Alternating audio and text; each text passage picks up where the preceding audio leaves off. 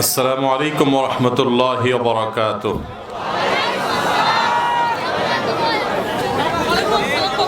الحمد لله نحمده ونستعينه ونستغفره ونؤمن به ونتوكل عليه ونعوذ بالله من شرور أنفسنا ومن سيئات أعمالنا. من يهده الله فلا مضل له ومن يضلله فلا هادي له. وأشهد أن لا إله إلا الله وحده لا شريك له وأشهد أن محمدا عبده ورسوله أرسله بالحق بشيرا ونذيرا وداعيا إلى الله بإذنه وسراجا منيرا. أما بعد فقد قال الله تبارك وتعالى في كلامه المجيد وفرقانه الحميد بعد أعوذ بالله من الشيطان الرجيم. إن الذين يحبون أن تشيع الفاحشة في الذين آمنوا لهم عذاب أليم في الدنيا والآخرة والله يعلم وأنتم لا تعلمون. وقال النبي صلى الله عليه وسلم من يضمن لي ما بين لحييه وما بين رجليه أضمن له الجنة. বগুড়ার ডাকুমারাহাট গাবতলীর আল-বুশরা ইসলামিয়া মাদ্রাসা হিফজ সমাপনকারী শিক্ষার্থীদের দস্তারবন্দি উপলক্ষে আয়োজিত আজকের এই মহতী দ্বীনি মাহফিলের সম্মানিত সভাপতি, উপস্থিত ওয়াজিবুল ইহতিরাম সম্মানিত উলামা একরাম এবং দূর দূরান্ত থেকে আগত আমার প্রাণপ্রিয় দিনদরদী ভাইয়েরা ও পর্দা আলের মা ও বোনেরা, আপনারা দীর্ঘ সময় থেকে কোরআন এবং হাদিসের বক্তব্য শুনে আসছিলেন। আল্লাহ রাব্বুল আলামিন যে সমস্ত উপকারী কথা আমরা শুনেছি আমাদের সবাইকে আমলের তৌফিক দান করুন। সম্মানিত উপস্থিতি, খুব বেশি সময় কথা বলার সুযোগ নাই, রাত হয়েছে, আমাদের আবার ফজরের নামাজ পড়তে হবে। আজকে বৃহস্পতিবার সন্ধ্যা থেকে যে দিনটি শুরু হয়েছে সেটি হলো শুক্রবার। চন্দ্র মাসের হিসেব অনুযায়ী দিন শুরু হয় সন্ধ্যা থেকে, সূর্য ডুবার সাথে সাথে। তো সেই হিসেবে জুমার দিন শুরু হয়ে গেছে বৃহস্পতিবার সন্ধ্যা থেকে। আর জুমার দিন যখন শুরু হয়ে যায়, এই পুরো 24 ঘন্টা বৃহস্পতিবার সন্ধ্যা থেকে নিয়ে বৃহস্পতিবার দিবাগত সারা রাত এবং শুক্রবার সকাল থেকে নিয়ে শুক্রবার সন্ধ্যা পর্যন্ত এই পুরো সময়ে আমাদেরকে প্রিয় নবী সাল্লাল্লাহু আলাইহি সাল্লাম একটা বিশেষ আমলের নির্দেশ দিয়েছেন, আর সেটি হলো দুরুদের আমল। নবী করিম সাল্লাল্লাহু আলাইহি সাল্লাম পরিষ্কার ভাষায় বলেছেন, আকসিরু আলাইয়া মিনাস সালাতি মিন ইয়াউমিল জুমআতি ওয়া লাইলাতিল জুমআহ ফাইন্না সালাতাকুম মা'রুদাতুন আলাই। তোমরা জুমার রাতে অর্থাৎ বৃহস্পতিবার দিবাগত রাতে এবং জুমার দিনে অর্থাৎ শুক্রবার সকাল থেকে সন্ধ্যা পর্যন্ত এই পুরো সময়ের মধ্যে আমার প্রতি বেশি থেকে বেশি দুরূদ প্রেরণ করবে, দুরূদ পাঠ করবে। কারণ তোমরা যে দুরূদগুলো পাঠ করো সেই দুরূদগুলো আমার কাছে আল্লাহর ফেরেশতারা উপস্থাপন করেন, কে কোথা থেকে কোন সময় কতবার কিভাবে দুরূদ পাঠ করেছে।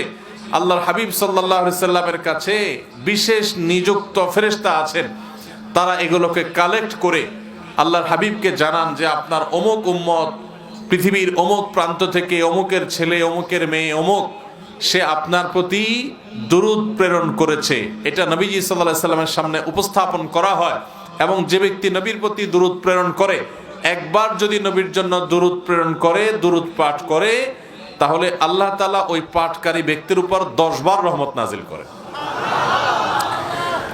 এজন্য ভাইরা আমার, শুক্রবার যখনই আসবে, অন্যান্য দিন তো বটেই, তবে শুক্রবারটা হলো দুরূদ পাঠের শ্রেষ্ঠ সিজন, সবচেয়ে বড় মৌসুম, গুরুত্বপূর্ণ দুরুদের জন্য আদর্শ সময় হলো এই শুক্রবারের দিনটা। চলতে ফিরতে উঠতে বসতে আমরা আমাদের মুখে দুরুদের আমলটা চালু রাখবো। এবং দুরুদ পাঠ করার জন্য ওযু করাও জরুরি না, বিনা ওযুতেও যদি আপনি দুরুদ পাঠ করেন তবুও দুরুদ পাঠ করার সওয়াব পাওয়া যাবে, তবে ওযু অবস্থায় করতে পারলে তো আরো ভালো। এই দুরুদের আমলটা এটা এত গুরুত্বপূর্ণ যে নবী করিম সাল্লাল্লাহু আলাইহি সাল্লাম এক হাদিসে বলেছেন, কেউ যদি দুরুদ শরীফ পাঠ করে তাহলে সে ব্যক্তির সকল পেরেশানি, সকল টেনশন, সকল দুশ্চিন্তা, বিপদ আপদ সবগুলো থেকে মুক্তির জন্য এই দুরুদের আমলটাই যথেষ্ট হয়ে যাবে ইনশাআল্লাহ। এই জন্য যে কোনো পেরেশানিতেও দুরুদ পাঠ এটা অত্যন্ত গুরুত্বপূর্ণ একটা আমল। শুক্রবার যখনই আসবে, আজ থেকে আমরা সারা জীবনের জন্য অভ্যাস গড়ে নেই, বাসার লোকদেরকে মনে করাবার জন্য, স্মরণ করাবার জন্য আমরা জোরে জোরে দুরুদ পাঠ করব। বৃহস্পতিবার সন্ধ্যা থেকে নিয়ে একেবারে শুক্রবার সন্ধ্যার আগ পর্যন্ত একটু জোরে জোরে আওয়াজ দিয়ে অন্যকে স্মরণ করানোর উদ্দেশ্যে আমরা পড়ব। আর নিজে মনে মনে যতটুকু সম্ভব পাঠ করব। বিশেষ কোনো দুরুদ পাঠ করতে হবে এমন কোনো জরুরি না, আপনি শুধু সাল্লাল্লাহু আলাইহি সাল্লাম পড়লেও দুরুদ পাঠের সওয়াব পাবেন। তবে সবচেয়ে উত্তম দুরুদ হলো দুরুদ ইব্রাহিম, যেটা আমরা নামাজে পড়ি। আল্লাহুম্মা সাল্লি আলা মুহাম্মাদ ওয়া আলা আলি মুহাম্মাদ কামা সাল্লাইতা আলা ইব্রাহিম ওয়া আলা আলি ইব্রাহিম ইন্নাকা হামিদুম মাজিদ। আল্লাহুম্মা বারিক আলা মুহাম্মাদ ওয়া আলা আলি মুহাম্মাদ কামা বারাকতা আলা ইব্রাহিম ওয়া আলা আলি ইব্রাহিম ইন্নাকা হামিদুম মাজিদ। দুরুদ পাঠের মধ্যে কি আছে? দুরুদ পাঠের মানেটা কি? দুরুদ পাঠ মানে হলো নবী সাল্লাল্লাহু আলাইহি সাল্লামের জন্য আল্লাহর কাছে দোয়া করা, আল্লাহর কাছে আহ্বান করা। আপনি দুরুদ পাঠ করলেন মানে হলো আল্লাহর কাছে দরখাস্ত করলেন যে ভাই আশেপাশে মোবাইলে কথা বলে তো সমস্যা। দুরুদ পাঠের মানে হলো নবী সাল্লাল্লাহু আলাইহি সাল্লামের জন্য দোয়া করা। এই জন্য আমরা যখন দুরুদ পাঠ করব তার মানে হলো আমরা দোয়া করলাম, হে আল্লাহ আপনি আপনার হাবিবের প্রতি রহমত নাজিল করেন। আল্লাহ তো তার রাসূলের প্রতি এমনিই রহমত নাজিল করবে, আপনি দোয়া করলেও করবে, আপনি দোয়া না করলেও, কিন্তু আপনি দোয়া করলে মাঝখান থেকে আপনি সৌভাগ্যবান হয়ে যাবেন ইনশাআল্লাহ। সবাই আমলটা করবো তো ইনশাআল্লাহ। আল্লাহ আমাদের সবাইকে তৌফিক দান করুন। ভাইরা আমার, জুমার দিন যখন শুরু হয়ে যায় তখন আমরা এই দুরুদ পাঠের আমলের পাশাপাশি আরো কিছু আমল আছে যেগুলো করবে। এর ভিতরে আরেকটা আমল হলো জুমার দিন, কার আওয়াজ হচ্ছে ওদিক থেকে? ভাই এদিকে কারোর মোবাইল আওয়াজ আসছে, আমরা একটু মোবাইল টিপাটিপি বন্ধ রাখি স্টেজে। হ্যাঁ, এই ক্যামেরা, এই মোবাইল লাইটটা কে উঠেছে? তিনতলা লাগাইছে ওই যে ওইটা। এই ভাই এই মোবাইলটা তুমি নামাও, একসাথে ডাবল ইয়ে করার দরকার কি? আর করছো আর একটু নামাইতে পারতাম। বাস ঠিক আছে, একটু সবর করেন, আপনারা সবর করেন, একটু ধৈর্য ধারণ করেন ইনশাআল্লাহ। তো শুক্রবারে দুরুদ পাঠ ছাড়াও আরো একটা আমল আছে ভাই, যে আমলের সওয়াব পৃথিবীতে অন্য যে কোনো আমলের চাইতে বেশি। এত বেশি সওয়াব, এত বেশি বিনিময় আল্লাহ তাআলা অন্য কোনো আমলে দিবেন না, শুক্রবার একটা আমল করলে দিবেন। সেটা বলবো? সে আমলটা হলো নবী করিম সাল্লাল্লাহু আলাইহি সাল্লাম বলেছেন, মান বাক্কারা ইয়াউমাল জুমআতি ওয়াবতাকার, যে ব্যক্তি জুমার দিন আগে আগে ঘুম থেকে উঠবে, ফজর নামাজ তো জামাতের সাথে পড়তেই হবে এবং মসজিদেও আগে আগে যাবে, আর ওয়াগাসসালা ওয়াগতাসাল, ভালো করে উত্তম রূপে গোসল করবে জুমার দিন উপলক্ষে গোসল করা সুন্নাত। হ্যাঁ, যে গোসল করবে উত্তম রূপে, ফরজ গোসল হলে ফরজ গোসল করবে, নফল গোসল হলে নফল গোসল করবে জুমার দিন। এবং সুম্মা মাশা ইলাল মসজিদি ওয়া লাম ইয়ারকাব ওয়া মাশা ইলাল মসজিদি ওয়া লাম ইয়ারকাব, এবং মসজিদে পায়ে হেঁটে হেঁটে যাবে, কোনো বাহনে যাবে না। এরপরে সুম্মা দানা মিনাল ইমাম, মসজিদে যে জুমার দিন ইমামের যদি খুব কাছে কাছে যেতে পারে, ওয়ালাম ইয়ালগু, এবং কোনো অনর্থক কোনো কথাবার্তা না বলে, যে আমল করলো, তেলাওয়াত করলো, দুরুদ পড়লো, বসে থাকলো, ওয়াজ শুনলো, খুতবা শুনলো, এইভাবে যদি নিরিবিলি সে মসজিদে যায় এবং ইমামের কাছাকাছি গিয়ে বসে, তাহলে মোট কয়টা কাজ হলো? সকালে আগে আগে উঠা, মসজিদে আগে আগে যাওয়া জুমায়ও, দ্বিতীয়ত হলো গোসল করা উত্তম রূপে, 3 নম্বর হলো মসজিদে পায়ে হেঁটে যাওয়া, 4 নম্বর হলো ইমামের কাছাকাছি গিয়ে বসা, তার মানে আগে আগে যেতে হবে, সেজন্য আর জন্য ঘাড়ের উপর দিতে যাওয়া নিষেধ, আগে আগে যেতে হবে, ইমামের কাছাকাছি বসতে হবে। আর 5 নম্বর হলো কোনো অনর্থক কাজ করা যাবে না, অনর্থক কথা বলা যাবে না। মসজিদে গিয়ে আড্ডা মারলেন, কথা বললেন, গল্প করলেন, এগুলো করা যাবে না।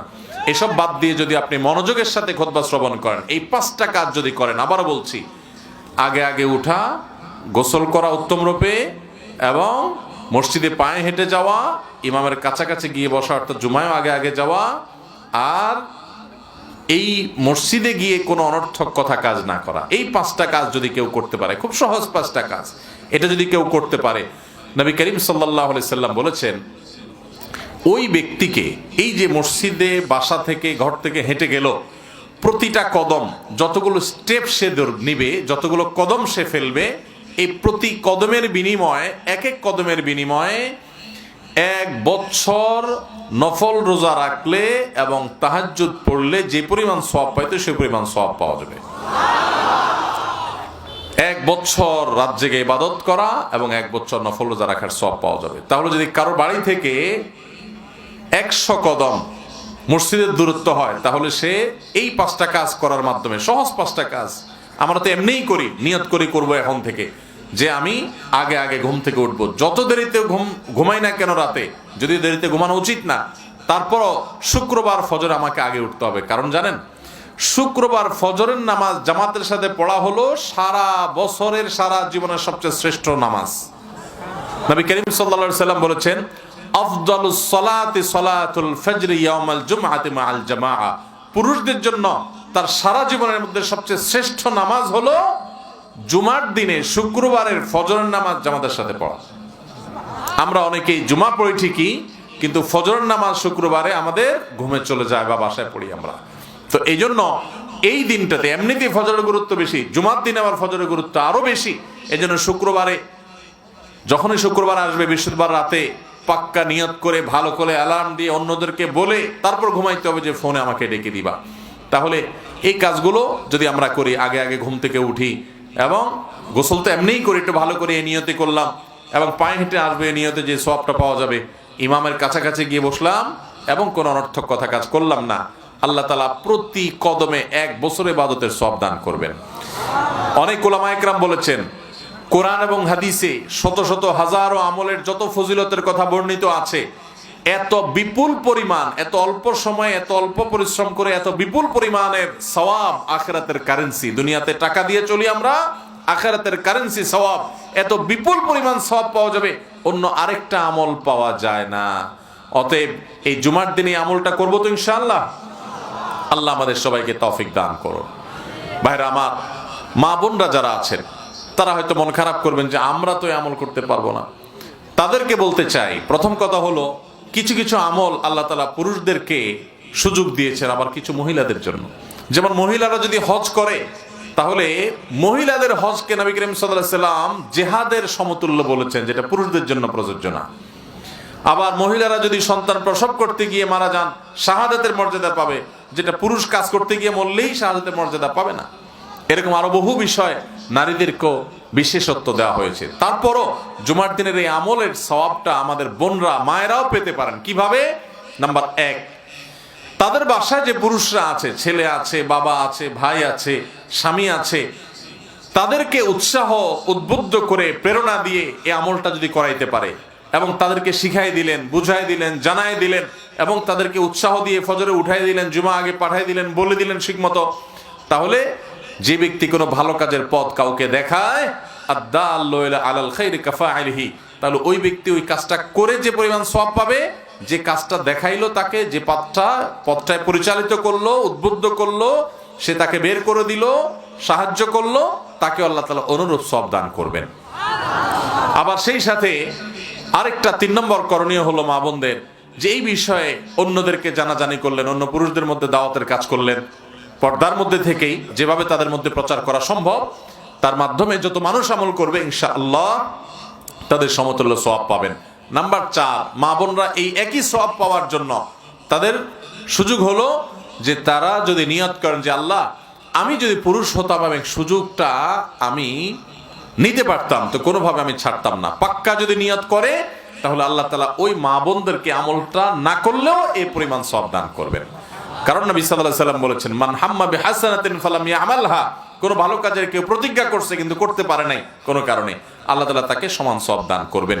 অতএব আমরা সবাই চেষ্টা করব তো ইনশাআল্লাহ। আল্লাহ তাআলা আমাদের সবাইকে তৌফিক দান করুন। তাহলে শুক্রবারের তিনটি আমলের কথা আমরা জানলাম। এক হলো দুরূদ শরীফ বেশি বেশি পড়া, 2 নম্বর হলো শুক্রবার ফজর নামাজটা জামাতের সাথে বিশেষ গুরুত্বের সাথে পড়া, আর 3 নম্বর হলো শুক্রবারে জুমার দিনে 5টা ছোট ছোট কাজের মাধ্যমে প্রতি কদমে 1 বছর ইবাদতের সওয়াব লাভ করা। আল্লাহ আমাদের সবাইকে আমলের তৌফিক দান করুন।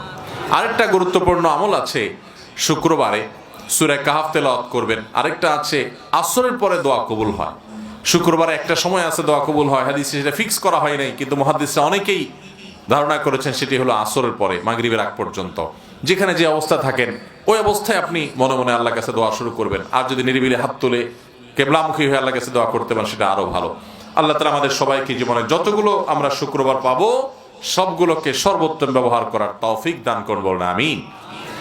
সম্মানিত উপস্থিতি, আমরা আজকে শুরুতে কোরআনে কারিমের একটি আয়াত তেলাওয়াত করেছি। এই আয়াতে আল্লাহ রাব্বুল আলামিন ইরশাদ করেছেন, যারা ইমানদারদের সমাজে, ইমানদারদের মধ্যে অশ্লীলতা, বেহায়াপনা, নোংরামি, বিবাহ বহির্ভূত সম্পর্ক, জেনা, ব্যভিচার এগুলোকে যারা ছড়িয়ে দিতে চায়, এই লোকগুলোর জন্য আল্লাহ রাব্বুল আলামিন দুনিয়াতে যন্ত্রণাদায়ক শাস্তি রেখেছেন, আখিরাতেও যন্ত্রণাদায়ক শাস্তি রেখেছেন। দুনিয়াতেও তাদের আযাব হবে কঠিন, আখিরাতেও কঠিন আযাব আল্লাহ তাদের জন্য রেখেছেন। আমরা অনেকে হয়তো বলতে পারি, যারা অশ্লীলতার জোয়ার পৃথিবীতে বিস্তার করে, যারা নাটক সিনেমার নামে, যারা বিভিন্ন ডে দিবস এর নামে, ভ্যালেন্টাইন ডে এর নামে, বিভিন্ন নামে যারা সমাজে অশ্লীলতা ছড়ায়, যুবকদের চরিত্র নষ্ট করে, যুবকদেরকে বিবাহ বহির্ভূত সম্পর্ক করতে উৎসাহ দেয়, এই মানুষগুলো তো আমাদের সমাজে তুলনামূলকভাবে একটু ভালো থাকে আমরা দেখি। তারা তো গাড়ি বাড়ি নিয়ে, তারা তো বিভিন্ন রকমের শয়তানের চক্রদের কাছ থেকে নানা তহবিল ফান্ড ইত্যাদি পেয়ে তারা তো দিনকাল ভালোই কাটায় আমরা দেখি। আল্লাহ তো বলেছেন যারা ইমানদারদের মধ্যে অশ্লীলতাকে ছড়াবে এদেরকে আল্লাহ দুনিয়াতে শাস্তি দিবেন। আমরা তো শাস্তি পেতে দেখি না। আল্লাহ তাআলা আয়াতের শেষ অংশে যে বলেছেন, ওয়াল্লাহু ইয়ালামু ওয়া আনতুম লা তা'লামুন, আল্লাহ তাআলা তাদেরকে যে শাস্তি দেয় তোমরা অনেক সময় জানো না, বা পুরো বিষয়টা সম্পর্কে আল্লাহ কখন কোন আযাব কাকে কি জন্য দেয় তোমরা এগুলো জানতে পাও না, টের পাও না। আল্লাহ তাআলা ঠিকই সবকিছু টের পান। ভাইরা আমার, যারা মুসলমানদের মধ্যে এই ধরনের অশ্লীলতা, বেহায়াপনা এবং এই ধরনের নোংরামিকে ছড়ায় দেয়, শহরে, বন্দরে, গ্রামে, আজকাল সব জায়গায় শুরু হয়েছে, এগুলো যারা ছড়ায় আল্লাহ রাব্বুল আলামিন এদেরকে নানাভাবে শাস্তি দেন, আমরা টের পাই না। যেমন একটা উপমা দিই, এদেরকে আল্লাহ তাআলা দাম্পত্য জীবনের শান্তি থেকে ম্যাক্সিমাম মানুষকেই বঞ্চিত রাখেন। আমি দেখেছি, আপনারা লক্ষ্য করলে দেখবেন, এই যারা নাটক সিনেমার নামে হোক, বিনোদনের নামে হোক, শিক্ষার নামে হোক, পাঠ্য পুস্তকে শিক্ষার নামে আপনার বিভিন্ন রকমের অপসংস্কৃতি ঢুকায়া হোক, আমাদের কিশোরদেরকে, আমাদের তরুণদেরকে, ছেলে মেয়েদেরকে যারা জেনার পথে নিয়ে যায়, ব্যভিচারের পথে নিয়ে যায়, অশ্লীলতার পথে মানুষকে উদ্বুদ্ধ করে, এই মানুষগুলোর দাম্পত্য জীবনে, সাংসারিক জীবনে দেখবেন বেশিরভাগ অশান্তিতে থাকে। এদের দেখবেন বিয়ে আজকে হইতে দেরি তো কালকে ভাঙতে দেরি নাই। এদের দেখবেন যে যত আওয়াজ করে, যত গেট করে, যত অনুষ্ঠান করে, যত ঘটা করে যারা বিবাহ করে, বিবাহ ভাঙে ততটাই দ্রুততার সাথে এবং নির্মম ভাবে। এদেরকে আল্লাহ রাব্বুল আলামিন এত অশান্তিতে রাখেন, এদের বড় একটা অংশ দেখবেন হয় আত্মহত্যা করে, সুইসাইড করে। এদের একটা বড় অংশ দেখবেন যে এরা ডিপ্রেশনে ভোগে, এরা ঘুমের ওষুধ ছাড়া ঘুমাতে পারে না, মদ খাওয়া ছাড়া তাদের ঘুম আসে না। আল্লাহ তাআলা এদেরকে দুনিয়াতে বাহ্যিক ভাবে মনে হয় তারা গাড়ি বাড়িতে আছে, অথচ তাদের মনের ভিতরে আল্লাহ তাআলা ত্রাসের সৃষ্টি, অশান্তির সৃষ্টি, ডিপ্রেশনের সৃষ্টি এবং প্রশান্তি, আল্লাহর রহমত থেকে বঞ্চিত করে তাদের জীবনটাকে জীবন্ত জাহান্নামে পরিণত করে দেন। ভাইরা আমার, 14ই ফেব্রুয়ারি যখনই আসে আমাদের দেশে এক শ্রেণীর মিডিয়া, তারা আমাদের সমাজের যুবকদেরকে, যুবতীদেরকে, আমাদের ছেলে মেয়েদেরকে তারা বিপদগামিতার পথে নিয়ে যায়। তারা আমাদের সমাজে নোংরামিকে ছড়িয়ে দিতে চায়, নোংরামি কোন সমাজকে ভালো কিছু উপহার দিতে পারে। একটা সমাজ যদি অসভ্যতার দিকে চলে যায়, নোংরামের দিকে চলে যায়, সে সমাজ থেকে যাবতীয় কল্যাণ দূরীভূত হয়। সন্তানরা মা বাবার অবাধ্য হয়ে যায়, সংসারগুলো ভেঙে খান খান হয়ে যায়, সমাজে পরকীয়া বৃদ্ধি পায়, ছেলেমেয়েরা অভদ্র হয়ে তারা তাদের দ্বারা নানান রকমের অপ্রীতিকর কর্মকাণ্ড ঘটায়। আমরা পৃথিবীর যে সমস্ত দেশগুলোকে উন্নত দেশ বলি, তাদের অনেক ভালো ভালো জিনিস যেমন আছে, তাদের সমাজে কিছু অনাচারও আছে। এই অনাচারগুলোর ভিতরে একটা হলো পারিবারিক বন্ধন বলতে কিচ্ছু নাই। ছেলে মেয়ের সাথে বাবা মার কোনো সম্পর্ক নাই, ভাইয়ের সাথে ভাইয়ের সাথে বোনের, স্বামীর সাথে স্ত্রীর পর্যন্ত বোঝাপড়া নাই, কেউ কাউকে বিশ্বাস পর্যন্ত করে না, কারোর সাথে কারোর প্রতি কারো কোনো আস্থা পর্যন্ত নাই। তাদের এই দুরবস্থা হয়েছে। তাদের সমাজে বিবাহ বহির্ভূত সম্পর্ককে অ্যাপ্রিসিয়েট করার কারণে, এটাকে প্রতিষ্ঠা করার কারণে শিয়াল নিজের লেজ কাটা গেলে আরেকজনের লেজ কাটতে চায়। তারা নিজেরা ধ্বংস হয়েছে। এখন আমাদের দেশকে ধ্বংস করবার জন্য এই সমস্ত দিবস তারা এখানে রপ্তানি করে। ভাইরা আমার, আপনারা একটা পেস্ট সবসময় ব্যবহার করেন, এর নাম কি ক্লোজ আপ না কি যেন বলে, অনেকে ব্যবহার করেন আপনারা। এরা প্রতি বছর আমাদের সমাজকে নোংরা করার জন্য লক্ষ লক্ষ টাকা এই দিবস উপলক্ষে তারা খরচ করে। তারা আমাদের ছেলে মেয়েদেরকে, যুবক যুবতীদেরকে কাছে আসার গল্প শোনাইতে বলে। তারা যুবকরা যে কাছে আসার গল্প শোনানোর জন্য তারা উদ্বুদ্ধ করে। এই কাছে আসা মানে হলো জাহান্নামের কাছে আসা, এই কাছে আসা মানে হলো জান্নাত থেকে দূরে সরা, এই কাছে আসা মানে হলো শয়তানের কাছে আসা, এই কাছে আসা মানে হলো মা বাপ থেকে দূরে সরা, এই কাছে আসা মানে হলো কোরআন হাদিস থেকে দূরে সরা, এই কাছে আসা মানে হলো আল্লাহর রহমত থেকে দূরে সরা, এই কাছে আসা মানে হলো নিজের পুরো জীবনকে ধ্বংসের দিকে নিয়ে যাওয়া। তারা আমাদের ছেলে মেয়েদেরকে যে কাছে আসার গল্প শেখায়, এই কাছে আসার গল্পের মাধ্যমে এই গল্প রচনা করতে গিয়ে কত ছেলের ছাত্র জীবন ধ্বংস হয়ে গেছে, কত মানুষের সংসার ভেঙে খান খান হয়ে গেছে, কত পরকীয়া সম্পর্ক বহু বাচ্চাদের চোখের পানি ফেলেছে, কত অবৈধ সন্তান জন্মগ্রহণ করে ডাস্টবিনে। কয়দিন আগে একটা বাচ্চা কুকুরের মুখে ঢাকা শহরে ভাইরাল হয়েছে, যে কুকুরের মুখে ময়লার ডাস্টবিনের সামনে বাচ্চা, সে বাচ্চাকে নিয়ে যাচ্ছে। এই সমস্ত পরিস্থিতিগুলো আমাদেরকে দেখতে হয় এই জন্য যে এই সমস্ত ইয়াহুদি কোম্পানিগুলো তারা এই দেশে পেস্ট বেচতে আসে নাই, তারা শুধু প্রসাধনী বেচতে আসে নাই, তারা আমাদের দেশ থেকে এগুলা বিক্রি করে টাকাগুলো সব লুট করে নিয়ে যাচ্ছে, দেশের টাকা। আর তাদের দেশের যত বস্তা পচা আবর্জনা, নোংরামি, অসভ্যতা, অশ্লীলতা, বেহায়াপনা, এগুলো তারা আমাদের দেশে আমদানি করে নিয়ে আসে। আপনার আমার ইমানি দায়িত্ব হলো মুসলমানদের এই সমস্ত শত্রুদেরকে চেনা। আপনি টাকা দিয়ে পারলে দেশি জিনিস কিনবেন, এই সমস্ত বিদেশি ইহুদিদের জিনিস কিনবেন না। এদের এই টাকা দিয়ে তারা আমার মুসলমান ভাই বোনদের উপরে, ফিলিস্তিনে নিরীহ মানুষের উপরে, শিশুদেরকে হত্যা করে, বোম মারে। আবার এই টাকা দিয়ে তারা আমাদের দেশে অশ্লীলতা, নোংরামি, বেহায়াপনার বিস্তার ঘটায়। তাহলে একদিক থেকে তারা নিরীহ মানুষ হত্যা করছে, আমার মুসলমান ভাইয়ের বুকে বোমা মারছে, আবার তারা আমার দেশের মানুষের ঈমান আমল ধ্বংস করছে। আপনি তাদের পেস্ট কিনা মানে হলো তাদের এই অন্যায় কাজে সহযোগিতা করা। এই সমস্ত পণ্যগুলো যারা এই দেশে এগুলো কেনা বেচা করে, এগুলোর ব্যবসা করে, তারা শুধুমাত্র এদেশ থেকে টাকা কামাইতে আসে নাই, তারা এদেশ থেকে টাকাগুলো নিয়ে যায়, আমাদের ঈমানও হরণ করে নিয়ে যায়। ভাইরা আমার, এই জন্য আল্লাহর ওয়াস্তে, আল্লাহর জন্য এই সমস্ত অপকর্মের সাথে যারা লিপ্ত তাদেরকে বর্জন করবেন তো ইনশাআল্লাহ। ভাইরা আমার, ভ্যালেন্টাইন্স ডে, এই দিবসের নাম আমি দেই প্রতারণার দিবস। ভ্যালেন্টাইন্স ডে এটা মূলত প্রতারণার দিবস। কারণ নাম্বার 1, প্রথম কথা হলো যে ভ্যালেন্টাইন একজন ব্যক্তির নাম, সেন্ট ভ্যালেন্টাইন, খ্রিস্টান ধর্মের একজন যাজক। খ্রিস্টান ধর্মের একজন যাজক হলো ভ্যালেন্টাইন। সেই ভ্যালেন্টাইন ডে মানে হলো খ্রিস্টানের পাদ্রী, যাজক ভ্যালেন্টাইনের দিন।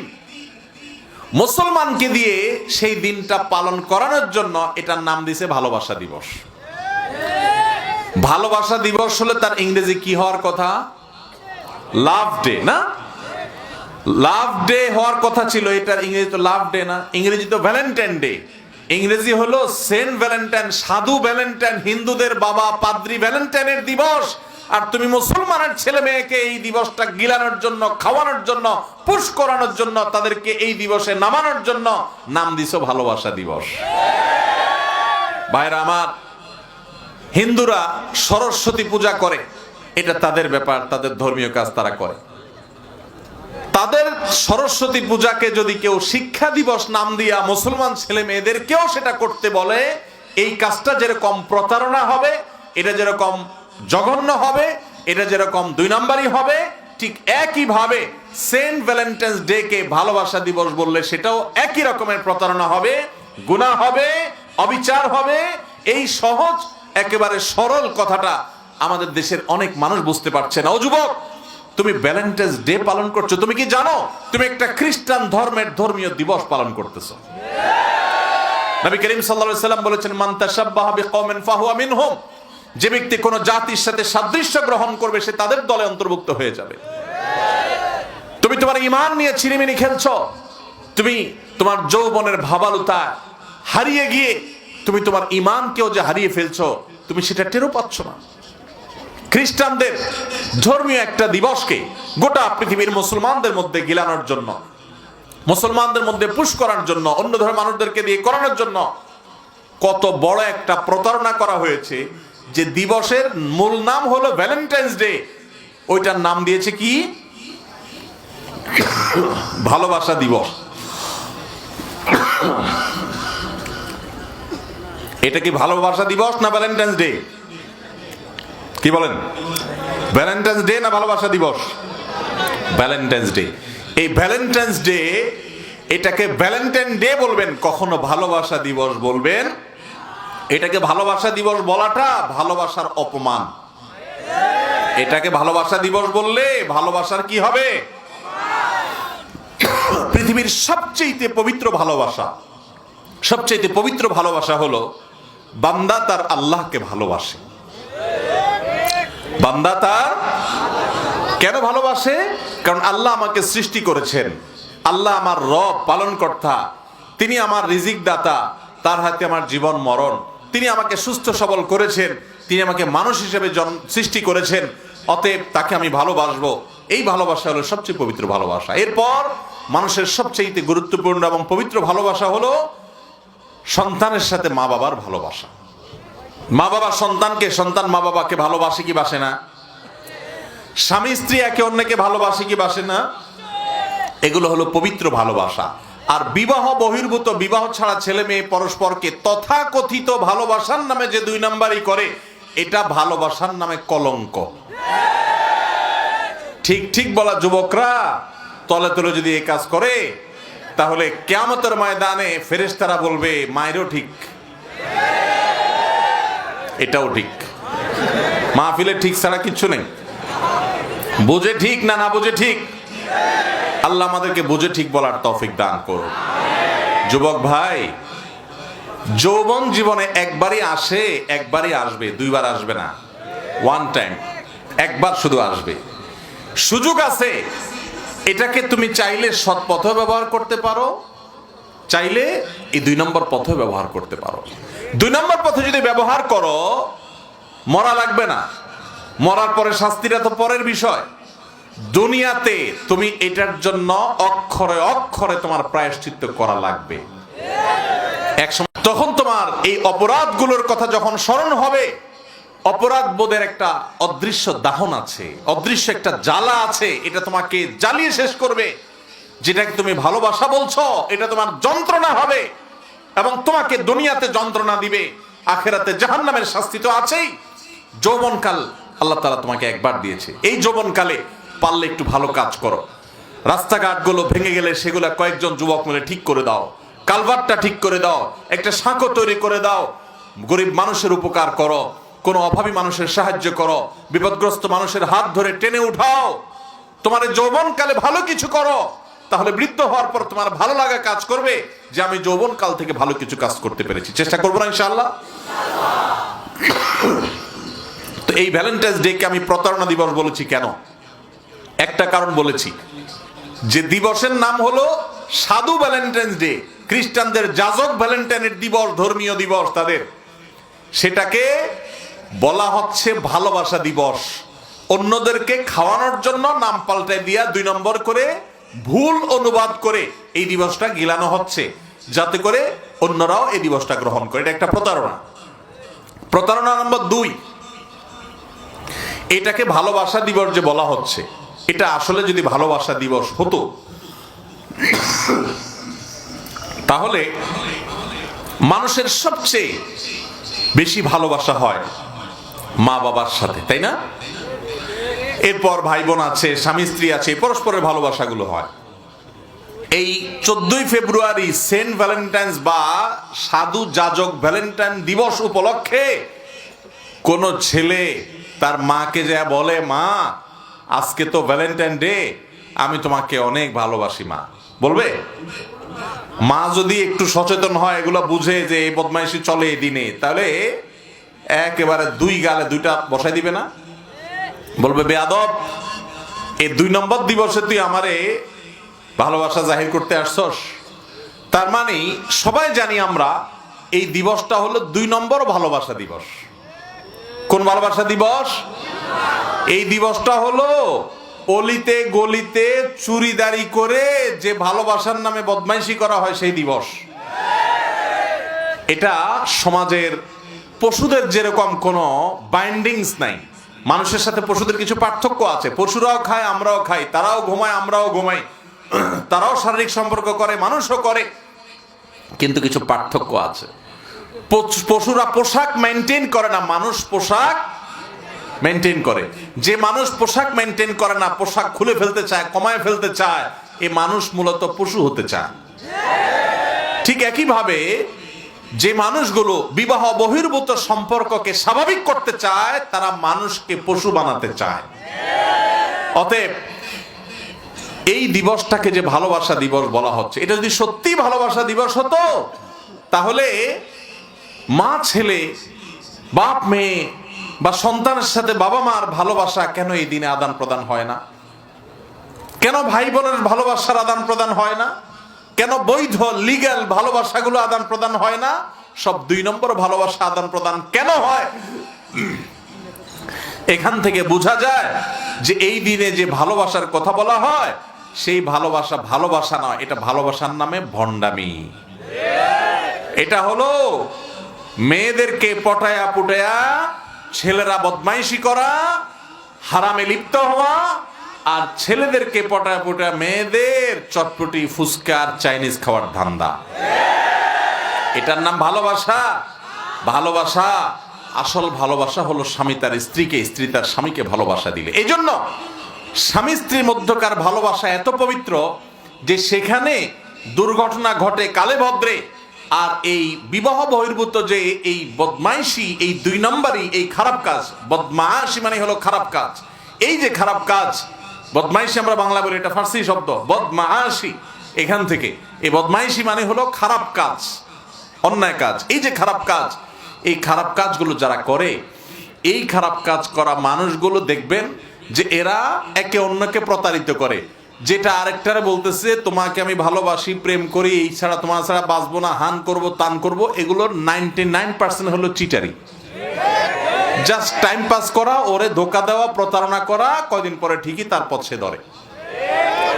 অনেকগুলোর সাথে সম্পর্ক করে, আবার এদিকে মহিলা মানসার হুজুররা এসে বলে, হুজুর একটা ভালো ছাত্রী দেখেন আমার জন্য। তো আমাদের ছেলেমেয়েরা না বুঝে এই ভুল পথে নিয়ে যায়। আল্লাহ তাআলা এই অন্যায় থেকে আমাদের সবাইকে বেঁচে থাকার তৌফিক দান করুন। তাহলে ভাইরা আমার, এটা যে প্রতারণা দিবস, তার দ্বিতীয় প্রমাণ হলো এই দিবসে যদি এটা সত্যি ভালোবাসা দিবস হতো, তাহলে এই দিবসে মা সন্তান, বাবার সন্তান, স্বামী স্ত্রী, ভাই বোন পরস্পর ভালোবাসা আদান প্রদান হতো। কোথাও হয় না। এই দিবসে পৃথিবীতে যত তথাকথিত ভালোবাসা আদান প্রদান হয়, এই সবগুলো হলো চিপা চাপার ভালোবাসা, 2 নম্বর ভালোবাসা। অতএব এই 2 নম্বর ভালোবাসা, এটাকে এই 2 নম্বর জিনিসকে যদি ঝাঁটায়া বিদায় না করেন, তো আজকে আপনি হয়তো মজা নিচ্ছেন, কালকে আপনার ছেলে, আপনার মেয়ে, আপনার ভাই, আপনার বোন যখন এই পথে চলে যাবে, তখন চোখের পানি ফেলবেন, আর কোনো কাজ হবে না, পেছনে আসতে পারবেন না। এই জন্য এই অপসংস্কৃতির বিরুদ্ধে আমরা সবাই নামবো তো ইনশাআল্লাহ। ভাইরা আমার, প্রতি বছর সারা দেশে মসজিদে মাহফিলে আলেম ওলামারা সতর্ক করেন, কিন্তু আমরা অনেকে শুধু মজা লই। মাহফিলে এসে ঠিক ঠিক বলি, আবার যায় ভ্যালেন্টাইন ডে নাটক ঠিকই দেখি। যারা এই কাজগুলো করেন ভাইরা আমার ভালো করে শুনে রাখেন, পৃথিবীর ইতিহাসে যত নবী রাসূল এসেছেন সমস্ত নবী রাসূলরা তাদের স্ব জাতিকে সতর্ক করেছেন, ধ্বংসের হাত থেকে বাঁচার জন্য বুঝাইছেন। বেশিরভাগ মানুষ পৃথিবীতে তাদের কথা শুনে নাই, তাদের প্রত্যেকটা মানুষ তার করুণ পরিণতির মুখোমুখি হয়েছে। অনেক মানুষ যারা পৃথিবীর ইতিহাসে আস্থা করে নিক্ষিপ্ত হয়েছে, আল্লাহর গজবে ধ্বংস হয়েছে, তাদের এখনো পর্যন্ত দৃষ্টান্ত পৃথিবীতে আছে, উদাহরণ আছে। জর্ডানে, পৃথিবীর অনেক জায়গায় অনেক সম্প্রদায়কে আল্লাহ যে ধ্বংস করেছেন সেটা এখনো আছে। সেখান থেকে শিক্ষা গ্রহণ করা দরকার। আলেম ওলামারা বলে সমস্ত মিডিয়াগুলা উল্টাটা প্রচার করে, সমাজে মূলধারাটা উল্টাটা প্রচার করে। আলেমদের কথা খুব অল্প সংখ্যক মানুষই শুনে, কিন্তু এই অল্প সংখ্যক মানুষই জান্নাতে যাবে? জাহান্নামে যাওয়া মানুষের সংখ্যা কম হবে না বেশি হবে? বেশি। অতএব আলেম ওলামাদের কথা কম মানুষ শুনে এটার দ্বারা বোঝা যায় এরা জান্নাতি। আর এদের বিপরীতে যারা চলে, ফাসিকদের কাফেরদের কথা যারা চলে, তারা জান্নাতি না। আল্লাহ রাব্বুল আলামিন আমাদের সবাইকে এই হারাম কাজ থেকে বেঁচে থাকার তৌফিক দান করুন। যুবক ভাইরা সবাই বেঁচে থাকবো তো ইনশাআল্লাহ। ভ্যালেন্টাইন্স ডে এই দিবস সম্পর্কে একটু বেশি দূরে যেতে হবে না, অনলাইনে ঘাটাঘাটি করবেন, সোশ্যাল মিডিয়াতে গুগলে সার্চ করে দেখেন এই দিবস কোত্থেকে আসছে। এই দিবসের উৎপত্তির ইতিহাসটা হাতের কাছে থাকা নেটে সার্চ দেন, দেখে যাবেন এটা খ্রিস্টানদের ধর্মীয় দিবস। প্রত্যেকটা ধর্মের মানুষ তার ধর্ম পালন করুক, একজন মুসলমান সেখানে বাধা দিতে যাবে না, তারটা সে করতেছে, সে আল্লাহর সাথে বুঝবে। কিন্তু কোনোদিন একজন মুসলমান আরেকজনের ধর্মীয় দিবসে গা ভাসাতে পারে না, ওইটা সে করতে পারে না। আমি যেটা বলেছিলাম, সরস্বতী পূজাকে যদি শিক্ষা দিবস নাম দিয়া মুসলমানদেরকেও সেটা করতে উদ্বুদ্ধ করা হয়, সেটা যেরকম প্রতারণা হবে, এই ভ্যালেন্টাইন্স ডে খ্রিস্টানদের ধর্মীয় দিবসকে আমার যুবক যুবকদেরকে না বুঝায়, ভুল বুঝাইয়া তাদেরকে ভুল পথে নিয়া তাদের সাথে প্রতারণা করা হচ্ছে, দুই নম্বরই করা হচ্ছে। এটার বিরুদ্ধে আমাদের গণ সচেতনতা দরকার, গণজাগরণ দরকার। তাহলে আজ থেকে যেই পেস্ট, যে কোম্পানিরা এগুলা প্রচার করে তাদেরকে বর্জন করবেন তো ইনশাআল্লাহ। এই বর্জন হবে আল্লাহর জন্য। এটা কার জন্য হবে? আল্লাহর জন্য হবে। ভাইরা আমার, প্রত্যেক ক্ষেত্রে আমরা নিজেদেরটা বুঝি, পরেরটা বুঝি। আমার কোনটা আরেকজনের কোনটা এটা আমরা বুঝি কি বুঝি না? সবাই বুঝি। আমাদের গ্রাম, আমরা এটার প্রতি আলাদা টান রাখি, তাই না? এটা অমুকদের গ্রাম, এটা আমাদের গ্রাম, তাই না? এ ভাই মোবাইলের লাইট বন্ধ করেন, এই লাইট চোখে লাগে। আমাদের গ্রাম আমরা বুঝি, আরেকজনের গ্রাম আরেকজনের। আমার দেশ অমুকটা তার দেশ, এটা আমার, এটা তমুকের। সবকিছুতে আমরা বুঝি, এটা আমার মা বাপ, এটা তোমার মা বাপ, এটা আমার ছেলে মেয়ে, এটা তোমার ছেলে মেয়ে। আমরা সব ক্ষেত্রে নিজেদেরটা বুঝি না। শুধু ধর্মের ক্ষেত্রে আসলে আমাদের সমাজে বেশিরভাগ মানুষ গোলালু হয়ে যায়। গোলালু হওয়া বুঝেন? এক্ষেত্রে অন্য ধর্মেরটাও গা মাখাইতে তার কোনো আপত্তি হয় না, তার মধ্যে কোনো বাধে না। সে বুঝবে মুসলমান, আমার ধর্ম এটা, তোমার ধর্ম, তোমারটা তুমি করো, বাট আমি তোমারটা করতে যাব না। এটা আমার ধর্মীয় আত্মসম্মানের ব্যাপার, এটা ধর্মীয় বিশ্বাসের ব্যাপার। তুমি গোলালু হয়ে যদি অন্য ধর্মের মানুষেরটাও তোমার গায়ে মাখাও, ঈমান পর্যন্ত চলে যেতে পারে। অতএব ভ্যালেন্টাইন্স ডে এই সমস্ত নোংরামি আমরা বর্জন করবো তো ইনশাআল্লাহ।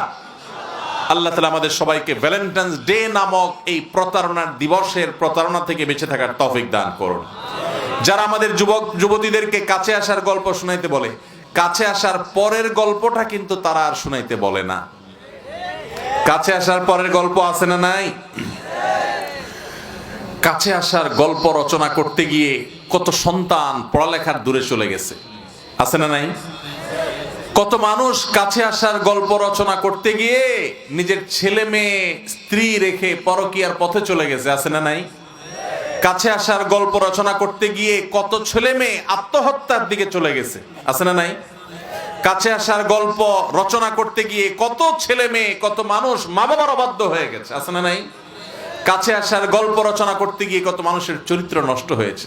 কাছে আসার গল্প রচনা করতে গিয়ে কত অবৈধ সন্তান কুকুরের মুখের খাবার হয়েছে, ডাস্টবিনে নিক্ষেপিত হয়েছে। এই কাছে আসার গল্প যারা রচনা করতে উদ্বুদ্ধ করে, এরা কালপ্রিট, এরা সমাজের শত্রু। এরা কাছে আসার গল্পের নাম দিয়ে যুবকদেরকে উস্কানি দিয়ে অন্যায়ের পথে নিয়ে যায়। কিন্তু এরপরে যুবকদের যে ভোগান্তি হয়, মেয়েদের যে ভোগান্তি হয়, যুবক যুবতীদের জীবন যে ধ্বংস হয়, আরো বহু যে দুঃখজনক গল্প রচনা হয়, সেই গল্প কিন্তু তারা আর শুনতে চায় না। এরা সমাজের শত্রু। ভাইরা আমার, বন্ধু আর শত্রু চিনো যুবক ভাইরা? আল্লাহর ওয়াস্তে নিজের বন্ধুকে শত্রুকে বুঝো। এই যৌবনটাকে হেফাজত করো। নিজের ভালোবাসাকে বৈধ খাতে ব্যবহার করার যথেষ্ট সুযোগ আছে, অপেক্ষা করো। যখন বৈধ স্ত্রীর সাথে নিজের ভালোবাসা প্রেম নিবেদন করবার জন্য অপেক্ষা করবে, আল্লাহ রাব্বুল আলামিন সেখানে অভূতপূর্ব স্বাদ, তৃপ্তি, সত্যিকারের আনন্দ, পবিত্র আনন্দ দিবেন। আর এই নোংরামি করে যে তথাকথিত ভালোবাসার তৃপ্তি তুমি পাইতে চাইবে, এটা যদি করো, তোমার দাম্পত্য জীবনের সুখ শান্তি আল্লাহ তাআলা কেড়ে নেবেন।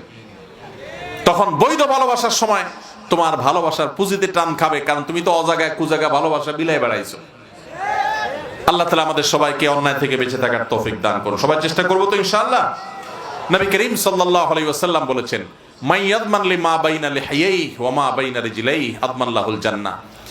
যারা আমার কাছে দুটি অঙ্গের দায়িত্ব নিবে, আমাকে এটা জানাবে যারা, যেই ব্যক্তি, যে কোনো মানুষ যদি, কোনো মুসলমান যদি তার দুটি অঙ্গের দায়িত্ব নিতে পারে, তার একটি হলো দুই চোয়ালের মাঝখানের অঙ্গ মুখ, আরেকটা হলো দুই পা রানের মধ্যবর্তী অঙ্গ অর্থাৎ তার লজ্জাস্থান। এই দুইটা অঙ্গের যদি সে হেফাজত করে, এগুলো যেখানে সেখানে ব্যবহার না করে, আল্লাহর ভয়ে যদি হেফাজত করে, নিয়ন্ত্রণ করে, বৈধ খাত ছাড়া অবৈধ ক্ষেত্রে সে তার এই চাহিদাগুলোকে চরিতার্থ যদি না করে, তার দুইটা অঙ্গের গ্যারান্টি এবং দায়িত্ব যদি সে নিতে পারে, নবী করিম সাল্লাল্লাহু আলাইহি ওয়াসাল্লাম বলেছেন, আমি তার জন্য জান্নাতের দায়িত্ব নিলাম। সবাই প্রতিজ্ঞা করবো তো ইনশাআল্লাহ। যুবক ভাইরা, বেশিরভাগ যুবকরা এখন অন্যায়ের সাথে গা ভাসায়, তাই না? অন্যায়ের সাথে গা ভাসা। এমন যুবক পাওয়া কঠিন যে যুবক দাঁড়ায় টান টান করে বুক সোজা করে বলতে পারবে যে আমার জীবনে কোনো অন্যায় স্পর্শ হয় নাই, আমি কোনো হারামে লিপ্ত হই নাই, তথাকথিত অবৈধ ভালোবাসার মধ্যে আমি নাই, আমার যৌবনকে আমি হেফাজত করেছি, বৈধ স্ত্রীর জন্য অপেক্ষা করছি, আমি পড়ালেখায় মনোযোগী, আমার কাজে মনোযোগী, আমার দৃষ্টিকে হেফাজত করি, আমার চরিত্রকে আমি হেফাজত করি, আমার চরিত্র টন টন করে বাঁচবে, এরকম দাবি করার মতো সৎসাহসওয়ালা যুবক হাজার এখন দু চারটা পাওয়া কঠিন হয়ে গেছে, সোনার হরিণ হয়ে গেছে। যুবক ভাইরা আমার, এই চরিত্র নষ্টের জন্য আল্লাহর কাছে হিসাব দিতে হবে। কিয়ামতের ময়দানে চারটি প্রশ্নের উত্তর দেওয়া ছাড়া একটা মানুষকে পা নাড়াতে দেওয়া হবে না। তার ভিতরে একটা হলো ওয়ান শাবাবিহি ফিমা আবলা, যে যৌবন কালকে তুমি কোন কাজে কাটাইছো, এই 2 নম্বর কাজ করেছো, এর জন্য আল্লাহর কাছে জবাবদিহি করতে হবে। যারা ইতিপূর্বে অন্যায় হয়ে গেছে তারা আসুন তওবা করে ফিরে আসি, আল্লাহর রহমতের ছায়াতলে আসি এবং এই সমস্ত অন্যায় থেকে আমরা সরে আসি। মনে রাখবেন, ম্যাক্সিমাম যুবক সমাজের তারা আজকে এই অন্যায় কালচার, বয়ফ্রেন্ড গার্লফ্রেন্ড কালচারে গিয়ে, হারাম সম্পর্কে গিয়ে তারা শেষ হয়ে যাচ্ছে। আমি জানি আমাদের এই চিৎকারের সমাজের যে স্রোত, বাঁধ ভাঙার স্রোত জাহান্নামের দিকে, এটা বন্ধ হয়ে যাবে না, এটা থেমে যাবে না। আমি জানি নবী রাসূলদের আহ্বানেও মানুষ থেমে যায় নাই, কিন্তু সেজন্য আলেমরা তাদের আহ্বান বন্ধ করবে না। যারা সৌভাগ্যবান, যারা জান্নাতি, যারা সৌভাগ্যবান, যারা বুদ্ধিমান প্রকৃত অর্থে, সেই মানুষগুলো ঠিকই তারা অন্যায় থেকে বেঁচে থাকবে। আর যারা কপাল পোড়া, তারা অন্যায় করতে থাকবে। যুবক ভাই আমার, স্রোতের তালে চলতে পারলে সে তো ইউনিক মানুষ হয় না। সব মানুষগুলো যেই তালে চলছে, এটার উল্টো, স্রোতের উল্টা দিকে চলতে পারা, এটাই হলো বাহাদুরি, এটাই হলো বীরত্ব। আর স্রোতের তালে চলার জন্য কোনো যোগ্যতা লাগে না। স্রোতের তালে ভাসার জন্য শুধু গা ছেড়ে দিলেই হয়। স্রোতের উল্টা দিকে আসার জন্য নিজের ভেতরে সুপ্ত ইমানি শক্তি লাগে, চেতনা শক্তি লাগে, নিজের সেন্স লাগে, বিবেক লাগে, যথেষ্ট সাহস লাগে স্রোতের উল্টা দিকে চলতে গিয়ে। ম্যাক্সিমাম যুবক যুবতীরা হারাম কাজে লিপ্ত, অবৈধ সম্পর্কে লিপ্ত। তুমি স্রোতের উল্টা দিকে চলা শিখো, প্রতিজ্ঞা করো যে না, আমি হারাম কাজে লিপ্ত হব না, আমি বেঁচে থাকবো, সবাই অন্যায় লিপ্ত, আমি ভিন্নতর হব, আমি নিজেকে নিয়ন্ত্রণ করব। এই ইউনিক যুবকগুলোর জন্যই আল্লাহ তাআলা আরশের নিচে ভিআইপি প্যান্ডেলে কিয়ামতের ময়দানে ছায়ার ব্যবস্থা করবেন। নবী করিম সাল্লাল্লাহু আলাইহি ওয়াসাল্লাম বলেছেন যে সাবআতুন ইউযিল্লুহুমুল্লাহু ফি যিল্লিহি ইয়াওমা লা যিল্লা ইল্লা যিল্লু, 7 শ্রেণী মানুষকে কিয়ামতের দিন যখন কোনো ছায়া থাকবে না, আল্লাহর আরশের নিচে ছায়া দান করা হবে। এই 7 শ্রেণী মানুষের ভিতরে এক শ্রেণী হলো ওই যুবক, যেই যুবক তার যৌবনকালকে হেফাজত করেছে অন্যায় থেকে। কোন মেয়ে তাকে অন্যায়ের অফার করেছে, সে প্রস্তাব সে ডিনাই করেছে, বলেছে আমি আল্লাহকে ভয় করি, আমি এই প্রস্তাব গ্রহণ করব না, বৈধ বিবাহের জন্য সে অপেক্ষা করে। আল্লাহ তাআলা আমাদের সবাইকে সেরকম যুবক হওয়ার তৌফিক দান করুক। সূরা কাফে আল্লাহ তাআলা কিছু যুবকের প্রশংসা করেছেন। হাজার হাজার বছর আগে তারা পৃথিবীতে থেকে চলে গেছে, কোরআনে এখনো তাদের ঘটনা রয়েছে। ইন্নাহুম ফিতয়াতুন আমানু বিরাব্বিহিম ওয়া জিদনাহুম হুদা। আল্লাহ বলেছেন তারা এমন যুবক ছিল যে তাদের রবের প্রতি তারা ঈমান এনেছে, হারাম থেকে শিরক থেকে তারা বাঁচার জন্য সংগ্রাম করেছে, এলাকা ছেড়ে চলে গেছে, গুহায় গিয়ে আশ্রয় নিয়েছে। আল্লাহ তাদের হেদায়েত বৃদ্ধি করে দিয়েছে, তারা দৃষ্টান্ত হয়ে আছে, তারা জান্নাতি যুবক। ও যুবক, জান্নাতি যুবক হতে হলে ইউনিক হতে হবে, স্রোতের উল্টা দিকে চলতে শিখতে হবে, স্রোতের তালে তালে নয়। অতএব অশ্লীলতা, অন্যায়ের পথে গা বাসানো নয়। আসো অন্যায়কে না বলতে শিখি, মেরুদণ্ডকে সোজা করি, প্রতিজ্ঞা করি, আল্লাহকে খুশি করে দেই, শয়তানকে নারাজ করে দেই, জান্নাতি হয়ে যাই, জাহান্নামের খাতা থেকে নাম কাটায় নেই। প্রতিজ্ঞা করি আমি কখনো আমার যৌবনকালকে কখনো আল্লাহর অবাধ্যতার পথে কাটাবো না। চেষ্টা করা যাবে তো ইনশাআল্লাহ? আল্লাহ আমাদের সবাইকে কবুল ও মঞ্জুর করুন। আল্লাহ আমাদের সবাইকে আপনি আমল করার তৌফিক দান করুন। সবার চেষ্টা করবো তো ইনশাআল্লাহ? এই প্রতারণার দিবসকে না করবেন কিভাবে, কয়েকটা উপায় বলি। নাম্বার 1, এই দিবস উপলক্ষে নিজেদের মধ্যকার বৈধ যে ভালোবাসাগুলো আছে, স্বামী স্ত্রীকে, স্ত্রী স্বামীকে, বন্ধু বন্ধুকে, এগুলোকেও এই দিনে অন্তত আপনারা উপস্থাপন করতে যাবেন না, পেশ করতে যাবেন না। কারণ এই দিন উপলক্ষে আপনি বৈধ ভালোবাসাও যদি উপস্থাপন করেন, তাহলে এই দিবসটাকে তথাকথিত ভালোবাসার নামে মোড়কে ওই ভ্যালেন্টাইন ডে দিবস গেলানোর কাজ করা হবে। এই জন্য তাদের মার্কেটিং করবেন না, তাদের অন্যায় কাজে সাহায্য করবেন না। আল্লাহ বলেছেন ওয়ালা তাআওয়ানু আল ইসমি ওয়াল উদওয়ান, পাপ এবং সীমা লঙ্ঘনের কাজে কেউ কারো সাহায্য করবে না। তারা চায় ভ্যালেন্টাইন্স ডে কে তথাকথিত ভালোবাসার নামে এই সমাজে গিলাতে। আপনি যদি এই দিনে কোনো একটা অ্যাক্টিভিটিস করেন ওই জাতীয়, তাহলে আপনি তাদের মার্কেটিং করলেন, ওইটাকে প্রতিষ্ঠিত করলেন। এই জন্য এই কাজটা এই দিন অন্তত করবেন না। নাম্বার 2, বিবাহ বহির্ভূত সম্পর্ক, এটা এমনিতে আল্লাহ তাআলা হারাম করেছেন। এই দিবসকে কেন্দ্র করে এই জাতীয় কোনো কিছু যদি করেন, তাহলে একে তো হারাম কাজ করলেন, আরেকটা হলো জেনা, ব্যভিচার, ফাহিশা, অশ্লীলতা কাজকে সমাজে প্রতিষ্ঠিত করার যে শয়তানি চক্রান্ত আছে, আপনি তার অংশগ্রহণ করলেন। এই জন্য আল্লাহর জন্য সেগুলোকে বর্জন করবেন। নাম্বার 3, এই ভ্যালেন্টাইন্স ডে, সাধু ভ্যালেন্টাইন্স দিবস, এই দিবস উপলক্ষে যারা নানা রকমের অশ্লীলতা ছড়ায়, এই যে কাছে আসার গল্প শুনাইতে বলে, এরা যত রকমের প্রচারণা চালিয়ে আমাদের সমাজকে ধ্বংস করে, এদের পণ্যগুলো, এদের জিনিসগুলো দোকান থেকে নিজের টাকা দিয়ে কিনবেন না। ঠিক আছে তো ইনশাআল্লাহ? এগুলোকে বর্জন, বয়কট করবেন। কারণ এগুলোকে বর্জন করলে তাদের প্রতি আপনি যে ন্যূনতম প্রতিবাদ করেছেন, এটা প্রমাণ হবে যে আল্লাহ, আমি অন্তত তারা অন্যায় কাজ করে দেখে তাদের এই জিনিসটা আমি কিনলাম না, তাদেরকে আমি একটা টাকা দিয়ে অন্যায় কাজ করতে সাহায্য করলাম না। সবাই চেষ্টা করবো না ইনশাআল্লাহ? নাম্বার 4, এই দিবস উপলক্ষে অনেক নাটক হয়, অনেক সিনেমা হয়, অনেক গল্প হয়, এগুলো উপভোগ করতে যাবেন না। এগুলো উপভোগ করা মানে হলো সেই দিবসটাকে আপনি আপনার গায়ে মাখালেন, আপনিও মজা নিলেন, আপনার ঈমান আমল ধ্বংস করা হচ্ছে। এখানে শুধুমাত্র চরিত্র নষ্ট হচ্ছে না, আরেক ধর্মের ধর্মীয় দিবসকে ভালোবাসার নাম দিয়ে ঢুকাই দিয়ে আপনার ঈমান নষ্ট করা হচ্ছে, চরিত্র নষ্ট করা হচ্ছে। এই দিবস উপলক্ষে কোনো আয়োজনকে উপভোগ করতে যাবেন না। চেষ্টা করবো ইনশাআল্লাহ? ভাইরা আমার, আল্লাহর জন্য আমরা সবাই যদি সতর্ক না হই, আমাদের সমাজটা শেষ হয়ে যাবে, আমার পরিবারটা শেষ হয়ে যাবে। নিজের পরিবারের সদস্যরা যখন ধ্বংসের দিকে যাবে, তখন টের পাবেন যে এগুলো কিভাবে সমাজকে শেষ করে দেয়। শয়তান চায় পৃথিবীতে এগুলো ছড়িয়ে পড়ুক। আল্লাহ আমাদের সবাইকে বেঁচে থাকার তৌফিক দান করুন। এবার কথা হলো যে অনেক ভালোবাসা আছে বুকের ভিতর, ভালোবাসা এটাকে চর্চা করতে চান, তো ভালোবাসা চর্চার ক্ষেত্রে কোরআন এবং হাদিসে পরিষ্কার নীতিমালা দিয়েছে। ওই সেন্ট ভ্যালেন্টাইন্স ডে বা সেন্ট ভ্যালেন্টাইন্সের প্রয়োজন হয় না আমাদের ভালোবাসাকে চর্চা করবার জন্য। পরিষ্কার ভাবে কোরআনে কারীম ভালোবাসার নীতিমালা, ভালোবাসার উপায়, ভালোবাসার পথ পদ্ধতি, ভালোবাসার আপনার করণীয় কাজ, বর্জনীয় কাজ, ভালোবাসার যত রকমের পরামর্শ আছে, ভালোবাসা সংক্রান্ত সকল বিধিবিধান, পরামর্শ সব কোরআন হাদিসে দেওয়া আছে। মুসলমান কোথাও যাওয়ার প্রয়োজন নেই। আল্লাহ কোরআনে বলেছেন ওয়াল্লাযীনা আমানু আশাদ্দু হুব্বান লিল্লাহ, ঈমানদারের সবচেয়ে বেশি ভালোবাসা হবে যার জন্য, তিনি কে? আল্লাহ, তার সৃষ্টিকর্তা। ওয়াল্লাযীনা আমানু আশাদ্দু হুব্বান লিল্লাহ, আল্লাহর জন্য ঈমানদারের ভালোবাসা হবে সবচেয়ে প্রগাঢ়। এত ভালোবাসা সে কাউকে দিবে না, এবং আল্লাহ এবং তার রাসূলের চাইতে বেশি ভালোবাসা কারোর প্রতি হবে না, নিজের জীবনের প্রতিও হবে না। এটা হলো ঈমানদারের ভালোবাসার সবচাইতে গুরুত্বপূর্ণ জায়গা, সবচাইতে বেশি ভালোবাসার জায়গা। নাম্বার 2, ভালোবাসা যদি আমরা কারোর প্রতি বৈধ ভালোবাসা হয়, আপনি আপনার এক বন্ধুকে ভালোবাসেন, আপনি একজন আলেমকে ভালোবাসেন, আপনি কোন একটা মানুষকে ভালোবাসেন, কেন? লোকটা ভালো সেজন্য, আল্লাহর জন্য তাকে ভালোবাসেন, নামাজি সেজন্য, সে খারাপ পথে জানা এই জন্য তাকে আপনি ভালোবাসেন। নবী করিম সাল্লাল্লাহু আলাইহি সাল্লাম বলেছেন, তাহলে এই ভালোবাসার কথা তাকে জানাই দিবা, এটা সুন্নত। তাকে যা বলবা, ভাই আপনাকে আমি আল্লাহর জন্য ভালোবাসি। কাউকে ভালোবাসলে তাকে বলে দেওয়াটা সুন্নত। আবার যাকে ভালোবাসার কথা বলে দিবে, কেউ যদি এসে আমাকে বলে আপনাকে ভালোবাসি, তো আমার উপরে কর্তব্য তাকেও বলা যে আহাব্বাকাল্লাহুল্লাযী আহাব্বাতানি ফি, একটা দোয়া পড়া যে আল্লাহর জন্য তুমি আমাকে ভালোবাসছো ভাই, সে আল্লাহ তোমাকে ভালোবাসো।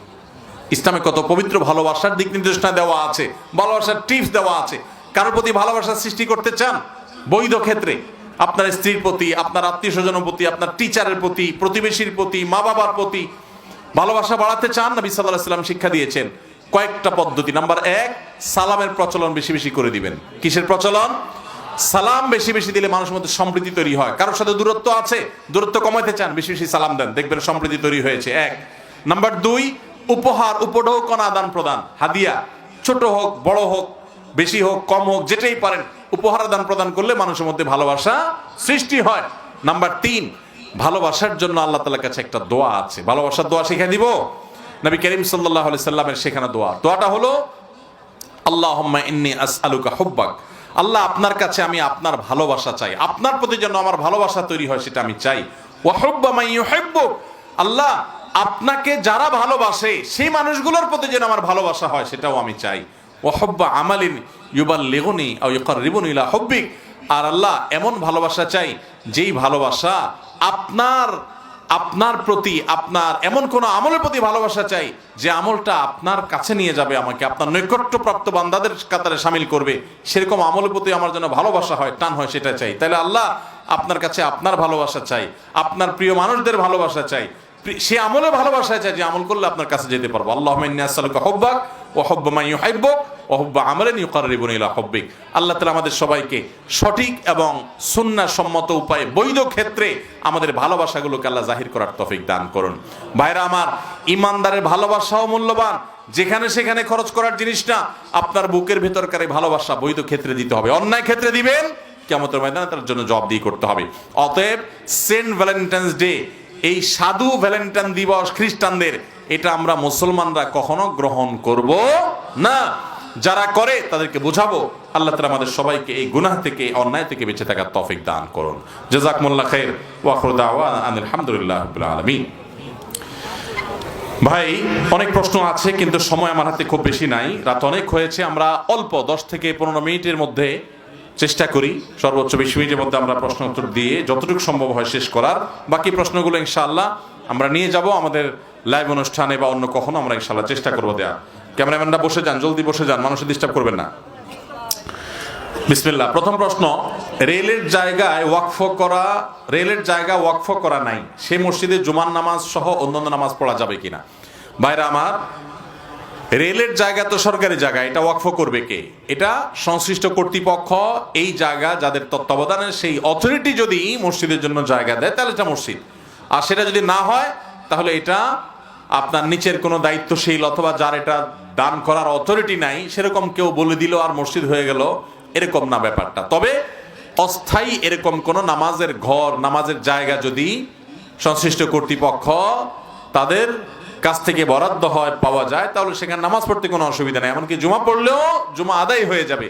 কিন্তু মসজিদ হিসেবে পরিগণিত হবে, মসজিদের মর্যাদা পাবে তখন যখন এটাকে ওয়াকফ করা হবে, অর্থাৎ মসজিদের জন্য এটা যখন ফিক্স হবে তখন এটা মসজিদ হিসেবে পরিগণিত হবে। তার আগ পর্যন্ত মসজিদ হিসাবে গণ্য হবে না। বিধায় এই মসজিদে নামাজ পড়লে নামাজ আদায় হয়ে যাবে। আমরা অনেকেই একটা কাজ করি, সারা দেশে অনেক জায়গা রাজনৈতিক দলগুলো যেরকম, এখানে কোনো প্রশ্ন নিয়ে আসবেন না, ওদিক যান, এই আলোচনার মধ্যে বারবার উঠলে তো সমস্যা ভাই। অনেক জায়গায় মসজিদে আপনার অনেক জায়গায় মসজিদ, রাজনৈতিক দলগুলো যেরকম রাস্তা, সরকারি জায়গা, খাস জায়গা দখল করে করে, মাস্তানি করে করে তাদের অফিস আদালত বানায়। এই কাজটা কি ভালো কাজ না খারাপ কাজ? এই অন্যায় কাজগুলো তারা করে গায়ের জোরে, তাই না? দুঃখজনক বিষয় হলো অনেক মসজিদের জায়গা এরকম জায়গা, অর্থাৎ খাস জায়গা, সরকারি জায়গা, এই সমস্ত জায়গা দখল করে অনেকে মসজিদ করে, আছে না নাই? এই ধরনের 2 নম্বরই আমাদের সমাজে আছে না নেই? খবরদার এই কাজটাও করবেন না, এটা অন্যায় কাজ। মসজিদ করবেন ফ্রেশ জায়গায়, নিজের দান করা বা কারোর দান করা জায়গায়। অনেকে যেই জায়গা নিয়ে ঝামেলা আছে ওখানে একটা মসজিদ উঠায় দেয়, আছে না নাই? যে মসজিদ উঠাইলে আর কিছু বলতে পারবে না, দখল করার একটা ভালো বুদ্ধি। এবং অনেকে মনে করে যে নিজের জন্য চুরি তো জীবনে বহুত করলাম, এবার একটু আল্লাহর ঘরের জন্য চুরি করি, তাহলে আগের গুলা মনে কাটাকাটি হয়ে যাবে।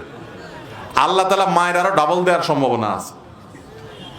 আল্লাহ হয়তো এটাও বলতে পারেন যে বেটা নিজের জন্য চুরি করছস, তুই চোর হইছস সেটা এক জিনিস, তুই আমার ঘরের চোরের আসামির কাঠগড়া দাঁড় করাইছস কোন অপরাধে, কোন সাহসে? ভাইরা আমার, এই জন্য কখনো ভেজাল্লা জায়গায় জায়গা দখল করার জন্য মসজিদ করা যাবে। তবে সরকারের কর্তব্য জনগণের নামাজ পড়ার জায়গা, শুধু সরকার নয়, বেসরকারি প্রতিষ্ঠানগুলোর কর্তব্য মানুষের নামাজ পড়ার জায়গা নিশ্চিত করা। আমার খুব লজ্জা হয় আমাদের দেশে অনেক জায়গায় পাবলিক প্লেসগুলোতে নামাজের পর্যাপ্ত জায়গা নেই, অথচ মুসলিম প্রধান দেশ হিসেবে অনেকেই নামাজ পড়তে চায়, জায়গা না দেখে পড়তে পারে না। অনেক জায়গায় রেল স্টেশনগুলোতে, রেলগাড়িগুলোতে একটা বগি, নামাজের বগি ছিল, এখন আস্তে আস্তে দেখা যাচ্ছে এটাও উঠে যাচ্ছে।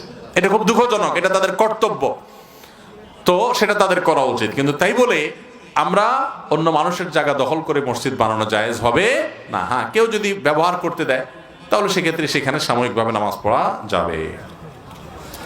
ছেলেদের কি গাছের মেহেদি দেওয়া যাবে? মানে ছেলেরা হাতে বা কোথাও গাছের মেহেদি ব্যবহার করবেন কিনা? প্রথম কথা হলো, চুলে দাড়িতে কালো হয়ে গেলে, সাদা হয়ে গেলে সেগুলোকে লাল করার জন্য মেহেদি ব্যবহার করতে পারেন, কোনো অসুবিধা নেই। কিন্তু অনেক ছেলেরা আছে 2 হাতে মেহেদি দেয়, আছে না নেই? আপনাদের এলাকায় আছে? এই ছেলেগুলো কি ছেলে না মেয়ে এটা টেস্ট করা উচিত, হরমোন টেস্ট করা উচিত। কারণ হাতে মেহেদি দিবে মেয়েরা, ছেলেরা না। পরিষ্কারভাবে নবী করিম সাল্লাল্লাহু আলাইহি ওয়াসাল্লামের হাদিস রয়েছে, তিনি মেয়েদেরকে হাতে মেহেদি দিতে উদ্বুদ্ধ করেছেন। আর মেয়েদের যে বেশভূষা, মেয়েদের যে সাজসজ্জা, সেটা পুরুষরা ধারণ করবে না। এখন গোটা পৃথিবীতে যে একটা ট্রেন্ড চালু হয়েছে, ছেলেরা মেয়ের ভাং ধরা আর মেয়েরা ছেলের ভং ধরা, এটাকে আবার অফিসিয়ালি আপনার এস্টাবলিশড করার, বই পুস্তকে দেওয়ার যে ষড়যন্ত্র এবং তামাশা শুরু হয়েছে, এটা এমনি এমনি হয় নাই। আপনারা মনে করছেন এমনি এমনি হয়েছে? শুনেন, 1450 বছর আগে কোরআন বলে দিয়েছে কি হবে। শয়তান তার প্রতিজ্ঞা করেছিল, ফালায়ুগাইয়িরুন্না খালকাল্লাহ। শয়তান সে প্রতিজ্ঞা করেছে অবশ্যই অবশ্যই সে আল্লাহর সৃষ্টিতে পরিবর্তন সাধন করবে। নারী পুরুষ, পুরুষ নারী, এই যে সৃষ্টিতে পরিবর্তন করা এবং একাকার করে ফেলা, এটা শয়তানের সংকল্প ছিল, এটা শয়তানি এজেন্ডা, সেটা বাস্তবায়ন করা হচ্ছে। নবী করিম সাল্লাল্লাহু আলাইহি ওয়াসাল্লাম পরিষ্কারভাবে বলেছেন, লাআনাল্লাহুল মুতাশাব্বিহিনা মিনার রিজালি বিন নিসা ওয়া লাআনাল্লাহু মিনাল মুতাশাব্বিহাতু মিনান নিসাই বির রিজাল। যে সমস্ত পুরুষরা মহিলাদের আর মহিলারা পুরুষদের বেশ ধারণ করে, পোশাকে আশাকে চলনে বলনে পুরুষরা মহিলাদের মতো, মহিলারা পুরুষদের মতো, আল্লাহ তাআলা লানত তাদের উপরে বর্ষিত হয়।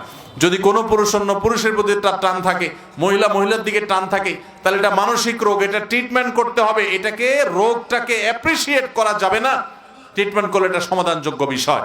সমকামিতাকে প্রতিষ্ঠা করার জন্য এটা করা হচ্ছে, বিধায় এগুলো করা যাবে না। এজন্য নারী পুরুষের নিজস্ব স্বকীয়তা বজায় রাখতে হবে। যেই মেয়েরা ছেলেদের মতো শার্ট প্যান্ট গেঞ্জি পরে ছেলে সাজার চেষ্টা করে, চুল কাটে, সবকিছু করে, আমি সেই মেয়েকে প্রশ্ন করতে চাই, বোন আমার, তুমি কি নারী হিসাবে জন্মগ্রহণ করে অপমান বোধ করতেছো? নারী হিসাবে জন্মগ্রহণ করার কারণে তোমার নিজেকে ছোট মনে হয়, নারীত্বকে অপমান করতেছো। আল্লাহ তাআলা তোমাকে যে নারী হিসাবে সৃষ্টি করেছেন, তোমার গর্ববোধ করা উচিত, তুমি সেটাকে অ্যাপ্রিসিয়েট করা উচিত। নারী হিসাবে নারীত্বের মধ্যেই তোমার গর্ব খোঁজা উচিত। তুমি পুরুষ হয়ে গর্ব খোঁজার চেষ্টা করা বা পুরুষ সাজার চেষ্টা করার মানে হলো তোমার নারীত্ব নিয়ে তুমি খুশি না, তুমি এটা নারীত্বকে অপমান করলে। ঠিক একইভাবে যে পুরুষ মহিলার বেশ ধারণ করে, এখন দেখেন এই যে হাতে মেহেদি দেয়, তারপরে চুড়ি পরে, স্বর্ণের জিনিসপত্র পরে, তারপরে যায় চুল মহিলাদের মতো আপনার বিভিন্ন স্টাইল ধারণ করে, এগুলো সব শয়তানি এজেন্ডা। আপনি দেখেন শয়তান কিভাবে উল্টায় দিছে, মেয়েদেরকে উস্কানি দিছে তোমরা ছেলেদের মতো হয়ে যাও। এই জন্য মেয়েদের দেখবেন তারা শার্ট পরে, প্যান্ট পরে, জামা কাপড় ছেলেদের মতো পরে, আর মেয়েরা ছেলেরা তারা উল্টা। পুরুষদের জন্য নির্দেশ হলো টাকনোর উপরে প্যান্ট পাজামা পরবে, আর মহিলাদের জন্য নির্দেশ হলো টাকনোর নিচে পরবে। এখন মেয়েরা পরে ওই যে কি প্লাজো, আরো কি জানি আছে, এগুলা মানে তারা পরে উপরে আর ছেলেরা পরে কোথায়? অর্থাৎ শরীয়ত যেটা নির্দেশ করছে ওইটার উল্টাটা, ঠিক না? এটা কি এমনি এমনি হচ্ছে? জি না, শয়তান কোরআন হাদিস আপনি না জানলে কিছু, শয়তান অনেক ভালো করে জানে। এই জন্য শয়তান আমাদেরকে তো জাহান্নামে নিতে হবে। আমাদের বাবা আদমের কারণে জান্নাত থেকে বের হয়েছে, সে তখনই সংকল্প করেছে যে তোদেরকে জাহান্নামে নিয়েই ছাড়বো। আল্লাহ যা নিষেধ করছে ওইটা বেশি বেশি করাবে সে। ভাইরা আমার, মেয়েদের জামা কাপড় এখন ওড়না দেখা যায় না, থ্রি পিস ওড়না নেই, কিন্তু ছেলেরা পাঞ্জাবি কিনতে গেলে পাঞ্জাবির সাথে একটা ওড়না দেয়, আছে না নাই? এগুলা কিয়ামত নিকটবর্তী হওয়ার লক্ষণ। আল্লাহ তাআলা আমাদেরকে হেফাজতে থাকার তৌফিক দান করুন। ভাইরা আমার, স্রোত, জাহান্নামের স্রোত আলেম ওলামারা বন্ধ করতে পারবেন না, কিন্তু যুগে যুগে নবী রাসূলগণ চেষ্টা করেছেন, খুব কম মানুষ কথা শুনেছে। ওই কম মানুষই জান্নাতে যাবে। এখন আপনার ব্যাপার এটা, আপনি কি কম মানুষের দলে থাকবেন না বেশি মানুষের দলে যাবেন? স্রোতের তালে তালে চলবেন না স্রোতের উল্টা চলবেন? ইউনিক হবেন নাকি গতানুগতিক হবেন? সিদ্ধান্ত আপনাকে নিতে হবে। জান্নাতে যাবেন নাকি জাহান্নামে যাবেন? আলেমদের দায়িত্ব তারা পালন করছে। তাদেরকে আল্লাহ তাআলা দারোয়ান করে, প্রহরী করে পাঠান নাই, তারা তাদের দায়িত্ব পালন করছে। ওমা আলাইনা ইল্লাল বালাগ, আমাদের পৌঁছানোর দায়িত্ব আমরা পৌঁছে দিয়েছি। কিয়ামতের ময়দানে জাহান্নামে নেওয়ার সময় প্রহরীরা জিজ্ঞাসা করবে, আলাম ইয়াতিকুম নাযীর, তোমাদেরকে কি কেউ সতর্ক করে নাই এসে? তখন বলবেন, বালা কাদ জাআনা নাযীর, হ্যাঁ সতর্ক করার জন্য এসেছিল তারা, কিন্তু আমরা তাদেরকে বিশ্বাস করি নাই, তাদের কথা মানি নাই। সে করুণ পরিণতি থেকে বাঁচার জন্য এখনই আসুন সংকল্প করি, সতর্ক হই, সকল হারাম বর্জন করি। চেষ্টা করবো তো ইনশাআল্লাহ। আল্লাহ আমাদের সবাইকে তৌফিক দান করুন। নবী সাল্লাল্লাহু আলাইহি সাল্লামের কাছে একবার কোন এক মেয়ে হাত দিয়ে কিছু একটা জিনিস পর্দার আড়াল থেকে দিয়েছেন বা নিয়েছেন। তো মেয়ের হাতে মেহেদি না দেখে নবী সাল্লাল্লাহু আলাইহি সাল্লাম হাত চোখে পড়ার পর বললেন যে, ব্যাপার কি? মহিলাদের এই সাইড থেকে হাত আসলো, হাতে মেহেদি নাই, কোনো পুরুষের হাত নাকি? তার মানে নবী সাল্লাল্লাহু আলাইহি সাল্লাম পুরুষের হাতে মেহেদি চিন্তাও করতেন না, এবং মেয়েদের হাতে মেহেদিকে অ্যাপ্রিসিয়েট করতেন। এই জন্য অনেক ছেলেরা বিয়ের সময় মেহেদি পরে। ছেলেদের সাজগোজ না, সাজগোজ হলো মেয়েদের জন্য। মেয়েদেরকে শরীয়ত বলছে যত মনে চায় সাজগোজ করবে, ছেলেরা শুধু পরিপাটি পরিচ্ছন্ন থাকবে, বাস যথেষ্ট, এর বেশি দরকার নেই। পশ্চিম দিকে কি থুতু ফেলা যাবে? পশ্চিম দিকে থুতু ফেলা যাবে না। আমরা অনেকে এটা জানি না। থুতু আসছে, ফেলে দেওয়ার দরকার, ফেলে দিয়েছি। পশ্চিম না পূব অনেকে হিসাব করি না আমরা, তাই না? নবী করিম সাল্লাল্লাহু আলাইহি সাল্লাম বলেছেন, মান তাফালা তুজাহাল কিবলাহ জা ইয়াউমাল কিয়ামাতু ওয়া তাফালাতুহু মা বাইনা আইনাই। যে ব্যক্তি পশ্চিম দিকে কপ, শ্লেষা এগুলো ফেলবে, থুতু এর মধ্যে পড়ে যায়, এগুলো যারা পশ্চিম দিকে ফেলবে, কিয়ামতের ময়দানে তার অপমানকর শাস্তি হবে যে এগুলো তার কপালে নিয়ে সে উত্থিত হবে। সবাই তার কপালে ফিক্স হবে, দেখে বুঝবে যে দুনিয়াতে সে এই কাজটা করতো। এই জন্য কখনো যদি কেবলার দিকে ফেলেন, মনে হয় সাথে সাথে তওবা করেন যে ভুলে আমি কেবলার দিকে ফেলে দিয়েছি। ডানে বামে, সবচেয়ে উত্তম হলো বামে ফেলা, কেবলার দিকে না ফেলানো।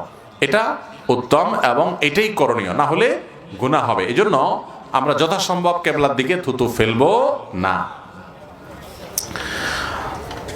তারাবির সালাত আদায় করার সময় 4 রাকাত পরপর যে দোয়া পড়া হয় তা কি পড়া জায়েজ আছে? তারাবির নামাজের 4 রাকাত পরপর যে দোয়া পড়া হয়, সুবহানাজিল মুলকে ওয়াল মালাকুতে, এরপরে কি ওয়াল ইজ্জাতে ওয়াল আজমাতে, আর কি কি আমি জানিও না এটা আসলে পুরাটা। তো কোরআন এবং হাদিসে যদি থাকতো তো অবশ্যই মুখস্থ করতাম, যেহেতু কোরআন হাদিসে নাই সেজন্য এটা আমিও জানি না। কথা কি বুঝাতে পারছি? 4 রাকাত পরে তারাবির নামাজ, 4 রাকাত পর পর যে ইমাম সাহেবরা একটু গ্যাপ দেন, এটা কেন দেয় জানেন? জানেন না আপনারা? রেস্ট করার জন্য। যে টানা 2-4 রাকাত নামাজ পড়া হয়ে গেছে, এখন একটু গ্যাপ দেয়, একটু রেস্ট করার জন্য। কারণ উজু লাগলেও করবে, কেউ ফ্রেশ হলে হবে। আরব দেশগুলোতে এই সময়ে মানুষ চা, কফি, আপনার খেজুর টেজুর, পানি টানি খায়, আবার পুরো উদ্যমে নামাজ শুরু করবে সেজন্য। তাহলে 4 রাকাত ধরে নামাজ যে পড়ছেন, ডিউটি কি ইমাম সাহেব করছে না আপনি করছেন? মূল ডিউটি কে করছে? হাফেজ সাহেব না করছে তারাবিতে? আপনি তো বরং 4 রাকাত চুপচাপ শুধু শুনছেন, তাই না? ইমাম তেলাওয়াত করছে, তাই না? আপনার তো কষ্ট হয় নাই। এখন 4 রাকাত পরে একটু গ্যাপ দিছে, এখন বরং আপনি সুবহানাজিল মুলকে দিলেন টান, তো যেটা রেস্টের জন্য দিছে ওটা তো আরো বেশি পরিশ্রম করলেন আপনি। তাহলে কি রেস্ট হইলো? এই দোয়া কোন কোরআন হাদিসে কোথাও প্রমাণিত নয়। এক সময় আমরা অনেক যুবক দেখেছি ছোটবেলায়, যারা তারাবির নামাজ পড়তে যাইতো না, যদি কেউ জিজ্ঞেস করতো তারাবি পড়তে যাস না কেন, তো বলতো যে তারাবির দোয়া এখনো মুখস্থ হয়নি। মাসা নাই তার বোধবা, যে দোয়া কোরআন হাদিসেই নেই, এটা আবার মুখস্থ করার দরকার কি? কোনো দরকার নেই। হ্যাঁ, 4 রাকাত পরে অবসর সময় আপনি চাইলে সুবহানাল্লাহ আলহামদুলিল্লাহ পড়েন, চাইলে কোনো দোয়া বা আল্লাহর কাছে করেন, চাইলে যা খুশি, এটা আপনার ব্যাপার। কিন্তু শরীয়ত আপনাকে কোনো ডিউটি দেয় নাই। আমার দেশে একেবারে সবাই একসাথে সুরে সুর মিলে এই 4 রাকাত পর দোয়া পড়ে, এটা সুন্নাহ না। মেয়েরা কি লম্বা জামার নিচে, বোরকার নিচে জিন্স বা টাইট প্যান্ট পরতে পারবে কিনা? যদিও তা দেখা যায় না বলে ছেলেরা তা দেখতে পারে না, ও বলে যে ছেলেরা দেখতে পারে না। দেখুন, একজন মুসলিম তিনি অন্য ধর্মাবলম্বীদের সাদৃশ্য গ্রহণ করবে না। মুসলমান মেয়েরা তাদের পোশাক আশাকের নিজস্ব স্টাইল আছে না নাই? সেখানে অন্য ধর্মের অনুসারী মেয়েরা, ফাসেক মেয়েরা, খারাপ মেয়েরা বা আল্লাহর অবাধ্য মেয়েরা, যারা পর্দা পশিদা বুঝে না, সেই মেয়েরা যেরকম খোলামেলা চলে, তারা এরকম জিন্সের প্যান্ট শার্ট এগুলো পরে। কেন মেয়েরা জিন্সের টাইট প্যান্ট পরে? কেন? এই কেনর উত্তর আমরা 100% মানুষ জানি। এই প্যান্টগুলো, টাইট প্যান্টগুলো কেন পরে, এটার উত্তর সবার জানা আছে না? কত নোংরামি হলে, কত কুরুচিপূর্ণ হলে, কত মানুষ নিচে নামলে তার নিজের শরীরের অঙ্গ প্রত্যঙ্গ মানুষের কাছে প্রদর্শন করবার জন্য সে বিলিয়ে বেড়ায়। তাকে নিয়ে মনে মনে যেসব চিন্তা মানুষ করে, সেগুলো যদি মুখে উচ্চারণ করতো, সে নিজের জুতা খুলে পিটাইত। যদি ন্যূনতম আত্মসম্মান বোধ থাকতো, তাই এটা করতো না। কোরআন বলতেছে 1400 বছর আগের ইতিহাস, ইসলাম আসার আগে সমাজের কৃতদাসীরা এবং অশিক্ষিতরা, মূর্খরা, মহিলারা তারা বেপর্দা চলতো। আর মুসলিম নারীদের সম্পর্কে আল্লাহ বলেছেন, যালিকা আদনা আন ইউরাফনা ফালা ইউযাইনা, তোমরা মেয়েরা পর্দা পশিদা করে শালীন পোশাক পরে চলবে, তাতে বোঝা যাবে তুমি বাজারি মেয়ে না, তোমার ভিতরে ব্যক্তিত্ব আছে, আত্মসম্মান আছে, আত্মমর্যাদা আছে, তুমি মুসলিম সম্ভ্রান্ত নারী। তোমাকে নিয়ে অন্য পুরুষরা মনে মনে বাজে চিন্তা, কুচিন্তা করবে, এটা তুমি হতে দেবে না। সেজন্য তোমার সম্ভ্রম তুমি হেফাজত করবে। আর যে সমস্ত মেয়েরা নিজেদেরকে এভাবে উপস্থাপন করে, তারা নিজেদেরকে অন্যদের সামনে অপমানিত করে, নির্লজ্জের মতো নিজেকে নিয়ে বাজে নোংরা কল্পনা মনে মনে জেনা করার সুযোগ করে দেয়। এটা সবাই বুঝে, কিন্তু তার বিবেকটা সেভাবে কাজ করে না। ইসলামের চাইতে পবিত্রতম জীবন ব্যবস্থার জন্য কোথাও নেই। একটা কালো বোরকাই পড়তে হবে, নট নেসেসারি, এটা জরুরি না, কিন্তু আপনাকে শালীন হতে হবে। সৌন্দর্য প্রদর্শন করে বেড়াবার মানসিকতা থাকতে পারবে না। এটা জাহিলি যুগের, মূর্খ যুগের মানুষরা করতো, এটা কোনো সভ্য যুগের মানুষরা করে না, পশুরা করে, এটা মানুষ করে না। অনেক সমাজে দেখবেন, অমুসলিম প্রধান সমাজে দেখবেন, ফাসেক সমাজে দেখবেন যে সেখানে মেয়েরা শীতের দিনে পর্যন্ত তারা দেখবেন যে হাফ প্যান্ট পরে ঘুরতেছে, পুরুষ কিন্তু ঠিকই ফুল প্যান্ট পরে ঘুরতেছে। তাহলে ঠান্ডা কি ওই বেচারির লাগে না? স্বাধীনতার নাম দিয়া তারে ভোগের পণ্যে পরিণত হওয়া করা এবং বাজে একটা জায়গায় নিয়ে আসা, এবং এই যে শীত গ্রীষ্মের কষ্ট তাদেরকে দেওয়া, এগুলো তাদেরকে ফ্যাশনের নাম দিয়ে করা হয়েছে। এটা শয়তানি চক্রান্তের অংশ। মনে রাখবেন, নারী পুরুষ, মুসলিম নারী পুরুষ তাদের পোশাকের ব্যাপারে খুব সিরিয়াস হবে। কোরআনে আল্লাহ তাআলা একই সূরায় 3 বার ইয়া বানি আদম বলে ডেকে ডেকে পোশাকের ব্যাপারে সাবধান করে বলেছেন, তোমাদের বাবা মা আদম হাওয়াকে, আদি পিতা মাতাকে জান্নাত থেকে এই পোশাক খসিয়ে তারপর বের করা হয়েছে। সো তোমরা সাবধান হবে, তোমাদের পোশাক নিয়ে কোনো ষড়যন্ত্রজনক করতে না পারে শয়তানের দোসররা। 3 বার বলেছেন এক সূরা, ইয়া বানি আদম, ইয়া বানি আদম, হে আদম সন্তান, তোমাদের বাপ্পার কথা মনে রাখো, তোমাদের বাপ আদমের সাথে কি করেছে, এই পোশাক খুলিয়ে ছেড়েছে, অতএব পোশাকের উপরে তোমরা সাবধান থাকো। আল্লাহ তাআলা আমাদেরকে বোঝার তৌফিক দান করুন। আমার মুসলিম বোন, আপনারা হয়তো অনেকে মনে করেন হুজুররা আমাদের বিরুদ্ধে এত কথা বলে কেন? আপনার বিরুদ্ধে না বোন, আপনাকে বাঁচাবার জন্য, আপনার সম্মান বৃদ্ধি করবার জন্য, আপনাকে নিয়ে নোংরামি বন্ধ করবার জন্য আলেমরা কথা বলে, কোরআন কথা বলে, এটা আপনার কল্যাণার্থে বলে। আল্লাহ আমাদের বন্ধুকে বোঝার তৌফিক দান করুন। তো এই ধরনের পোশাক মুসলমানদের জন্য পরা জায়েজ না। এখন কথা হলো, বোরকার ভিতরে পড়লে তো আর কেউ দেখে না, সমস্যা আছে কিনা? উত্তর হলো, যদি এই পোশাকটা মুসলিম বা ভালো কোনো নারীরা পরে না, বাজে মেয়েরাই পরে, তাহলে এটা পরাই উচিত না বোরকার ভিতরে আর বাইরেও। কারণ তাদের সাথে সাদৃশ্য গ্রহণ করা উচিত না, তাদের কালচার এটা নিজের মধ্যে লাগানো উচিত না। আর যদি সেরকম না হয়, তাহলে সেক্ষেত্রে বোরকা ভিতরে পড়লে অসুবিধা নাই। প্যান্ট পরলেই গুনাহ হবে এরকম না। ঢেলা যদি হয় তো পাজামার জায়গায় প্যান্ট পরলো। পৃথিবীর অনেক দেশে ঠান্ডা অনেক বেশি, সেখানে মোটা প্যান্ট পরা ছাড়া ঠান্ডা নিবারণ হয় না, অবশ্যই পড়তে পারে, কোনো অসুবিধা নেই। এরপর প্রশ্ন হলো, মৃত ব্যক্তিকে মরহুম বলে মাইকে প্রচার করা কতটুকু সঠিক? মৃত ব্যক্তিকে মারহুম বলি আমরা অনেক সময়, মানুষ মারা গেলে বলে মরহুম অনুক, মরহুম তমুক। মরহুম শব্দের অর্থটা কি আমরা অনেকে জানি না। মারহুম শব্দের অর্থ হলো যার প্রতি রহম করা হয়েছে বা রহম প্রাপ্ত। এখন একটা কথা হলো, একটা লোক যে মারা গেছে, আল্লাহ তাকে ক্ষমা করলে তো সে রহম প্রাপ্ত, ক্ষমা না করলে তো সে রহম প্রাপ্ত না। এখন কার প্রতি আল্লাহ রহম করছেন, কার প্রতি করেন নাই, কার আল্লাহ ক্ষমা করছেন, তারে করেন না, আমরা কি জানি কেউ? এই অর্থে মনে হয় যে মারহুম বলা ঠিক না। কিন্তু মারহুমের আরেকটা অর্থ আছে, সেটা হলো যে দোয়ামূলক। রহম প্রাপ্ত বলতে সুধারণা করলাম, এটা এক প্রকারের দোয়া, আশা করলাম যে মারা গেছে মানে সে আল্লাহর রহমতে, আল্লাহ তাকে রহমত করবে যেহেতু সে ঈমানদার। এই সুধারণা বা আকাঙ্ক্ষার জায়গা থেকে মারহুম বললে কোনো গুনাহ হবে না।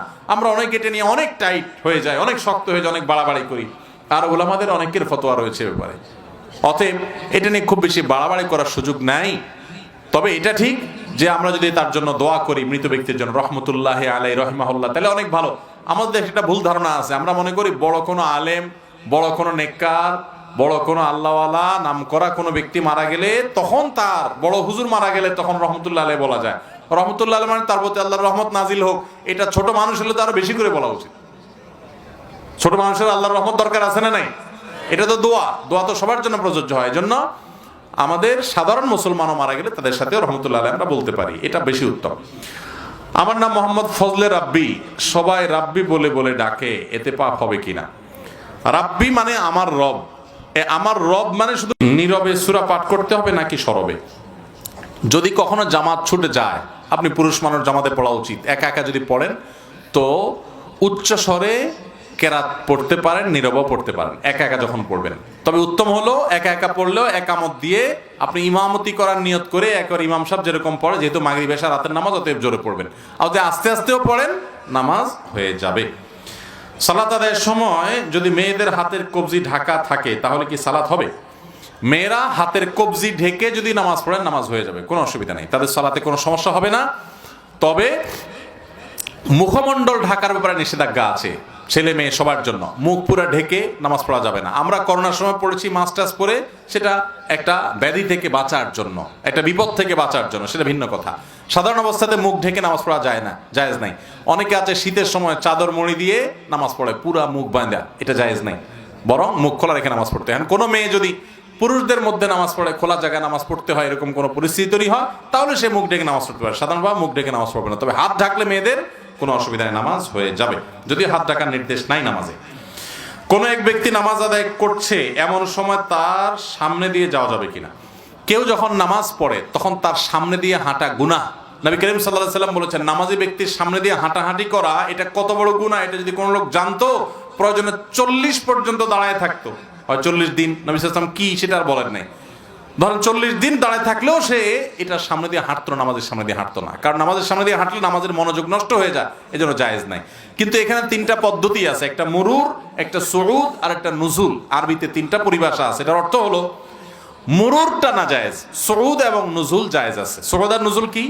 একজন নামাজ পড়তেছে, তার সামনে একটা ফাঁকা আছে, জামাত শুরু হয়েছে বা কোনো কারণে আপনি সামনে যাবেন, বরাবর নামাজের সামনে সাইড থেকে উঠে গেলেন, এটাকে সুউদ বলে, এটা জায়েজ আছে, কোনো অসুবিধা নেই। আর নুজুলও জায়েজ আছে। নুজুল কি? আপনি বসে আছেন বা দাঁড়ায় আছেন, আপনার পিছনে একজন নামাজ পড়তেছে, সে এখন নামাজে আছে, আপনার সালাত শেষ, আপনি এখন সালাত থেকে বের হয়ে চলে যেতে চান, তো বরাবর সামনে যদি থাকেন, আস্তে করে ডানে অথবা বামে আপনি বের হয়ে যেতে পারেন, কোনো অসুবিধা নেই। আপনি ডান দিক দিয়ে বা বাম দিক দিয়ে বের হয়ে যেতে পারেন, কোনো অসুবিধা নেই।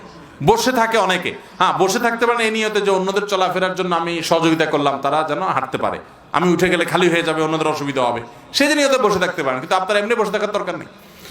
আর যদি নামাজি ব্যক্তির এক পাশ থেকে আরেক পাশে যান, সেটা এদিক থেকে আর এদিক থেকে, এটাকে বলা হয় মুরুর। এটা হাদিসে নিষেধ, মান মাররা বাইনা ইয়াদাইল মুসাল্লি হাদিসে আসছে। মুরুরটা অতিক্রম, ক্রস যেটা, এটা নিষেধ। আর সামনে দিকে সরে যাওয়া জায়েজ আছে, আবার সামনে এসে দাঁড়ানো জায়েজ আছে। অনেক সময় জামাত শুরু হয়, একজন হয়তো এখনো শেষ বৈঠকে আছে, জামাত দাঁড়ায় গেছে, তো তার সামনে খালি আছে কাতা, ওই জায়গায় খালি রাখে, কেউ ওখানে দাঁড়ায় না, এটা ভুল। আশপাশ থেকে এসে ওই জায়গাটা আস্তে করে ফিল আপ করে ফেলবেন। তবে হাঁটাহাঁটি করবেন না, এদিক সেদিক যাওয়া আসা করবেন না, একটু খেয়াল করলে হবে। পরিহিত পোশাক পরিধান অবস্থায় সহবাস করার পর পোশাকে যদি নাপাকি না লাগে, পক্ষান্তরে সেই পোশাক পরে কি সালাত আদায় করা যাবে? অবশ্যই যাবে। সবার সময় কোনো পোশাক গায়ে থাকলে সেটা নাপাক হয়ে যাবে না, যদি নাপাক না লাগে।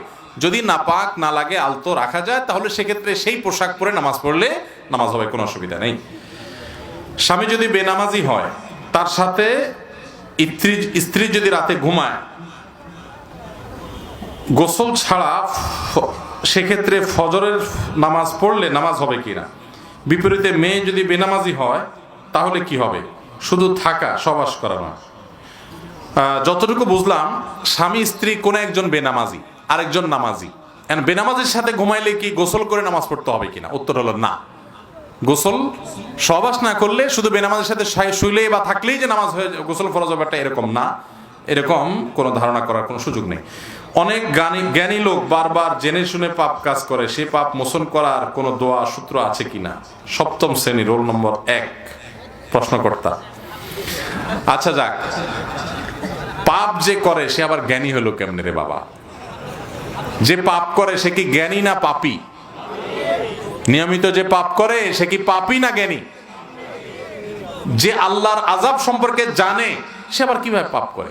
যাই হোক, হয়তো বাহ্যিকভাবে জ্ঞানী, বাহ্যিকভাবে শিক্ষিত, এ লোক মূর্খ। তো এরকম যদি কোনো গুনাহের ভিতরে কেউ লিপ্ত থাকে, হঠাৎ হয়ে গেছে, আল্লাহর কাছে মাপ চেয়ে বের হয়ে আসবে, যদি নিয়মিত এরকম কেউ করে, সেও যদি আল্লাহর কাছে তওবা করে বের হয়ে আসে, আর জীবনে কখনো সেই পথে পা বাড়াবে না বলে সংকল্প করে, আল্লাহ তাআলা পূর্বের সব মাফ করে দিবেন। কোন বিশেষ দোয়া আছে কিনা, সূত্র আছে কিনা? আল্লাহ তাআলা বলেছেন, লা তাকনাতু মির রাহমাতিল্লাহ ইন্নাল্লাহা ইয়াগফিরুয যুনুবা জামিআ। তোমরা আল্লাহর রহমত থেকে নিরাশ হয়ো না, আল্লাহর সব গুনাহ মাফ করবেন যদি তুমি তওবা করো। আল্লাহ বলেছেন, তুবু আইয়ুহাল মুমিনুন তুবু ইলাল্লাহি জামিআন আইয়ুহাল মুমিনুন, হে ঈমানদাররা তোমরা সবাই আল্লাহর কাছে তওবা করো। গুনাহ থেকে ফিরে আসলে, যে আমি আর করব না সংকল্প করলো, লজ্জিত হলো, অনুতপ্ত হলো, ক্ষমা প্রার্থনা করলো, আল্লাহ সব মাফ করে দিবেন ইনশাআল্লাহ। এটার জন্য আস্তাগফিরুল্লাহ ওয়া আতুবু ইলাইহি বলেও সে ফিরে আসতে পারে, মুখ দিয়া অথবা মন থেকে ফিরে আসলেও আল্লাহ তার গুনাহ মাফ করে দিবেন।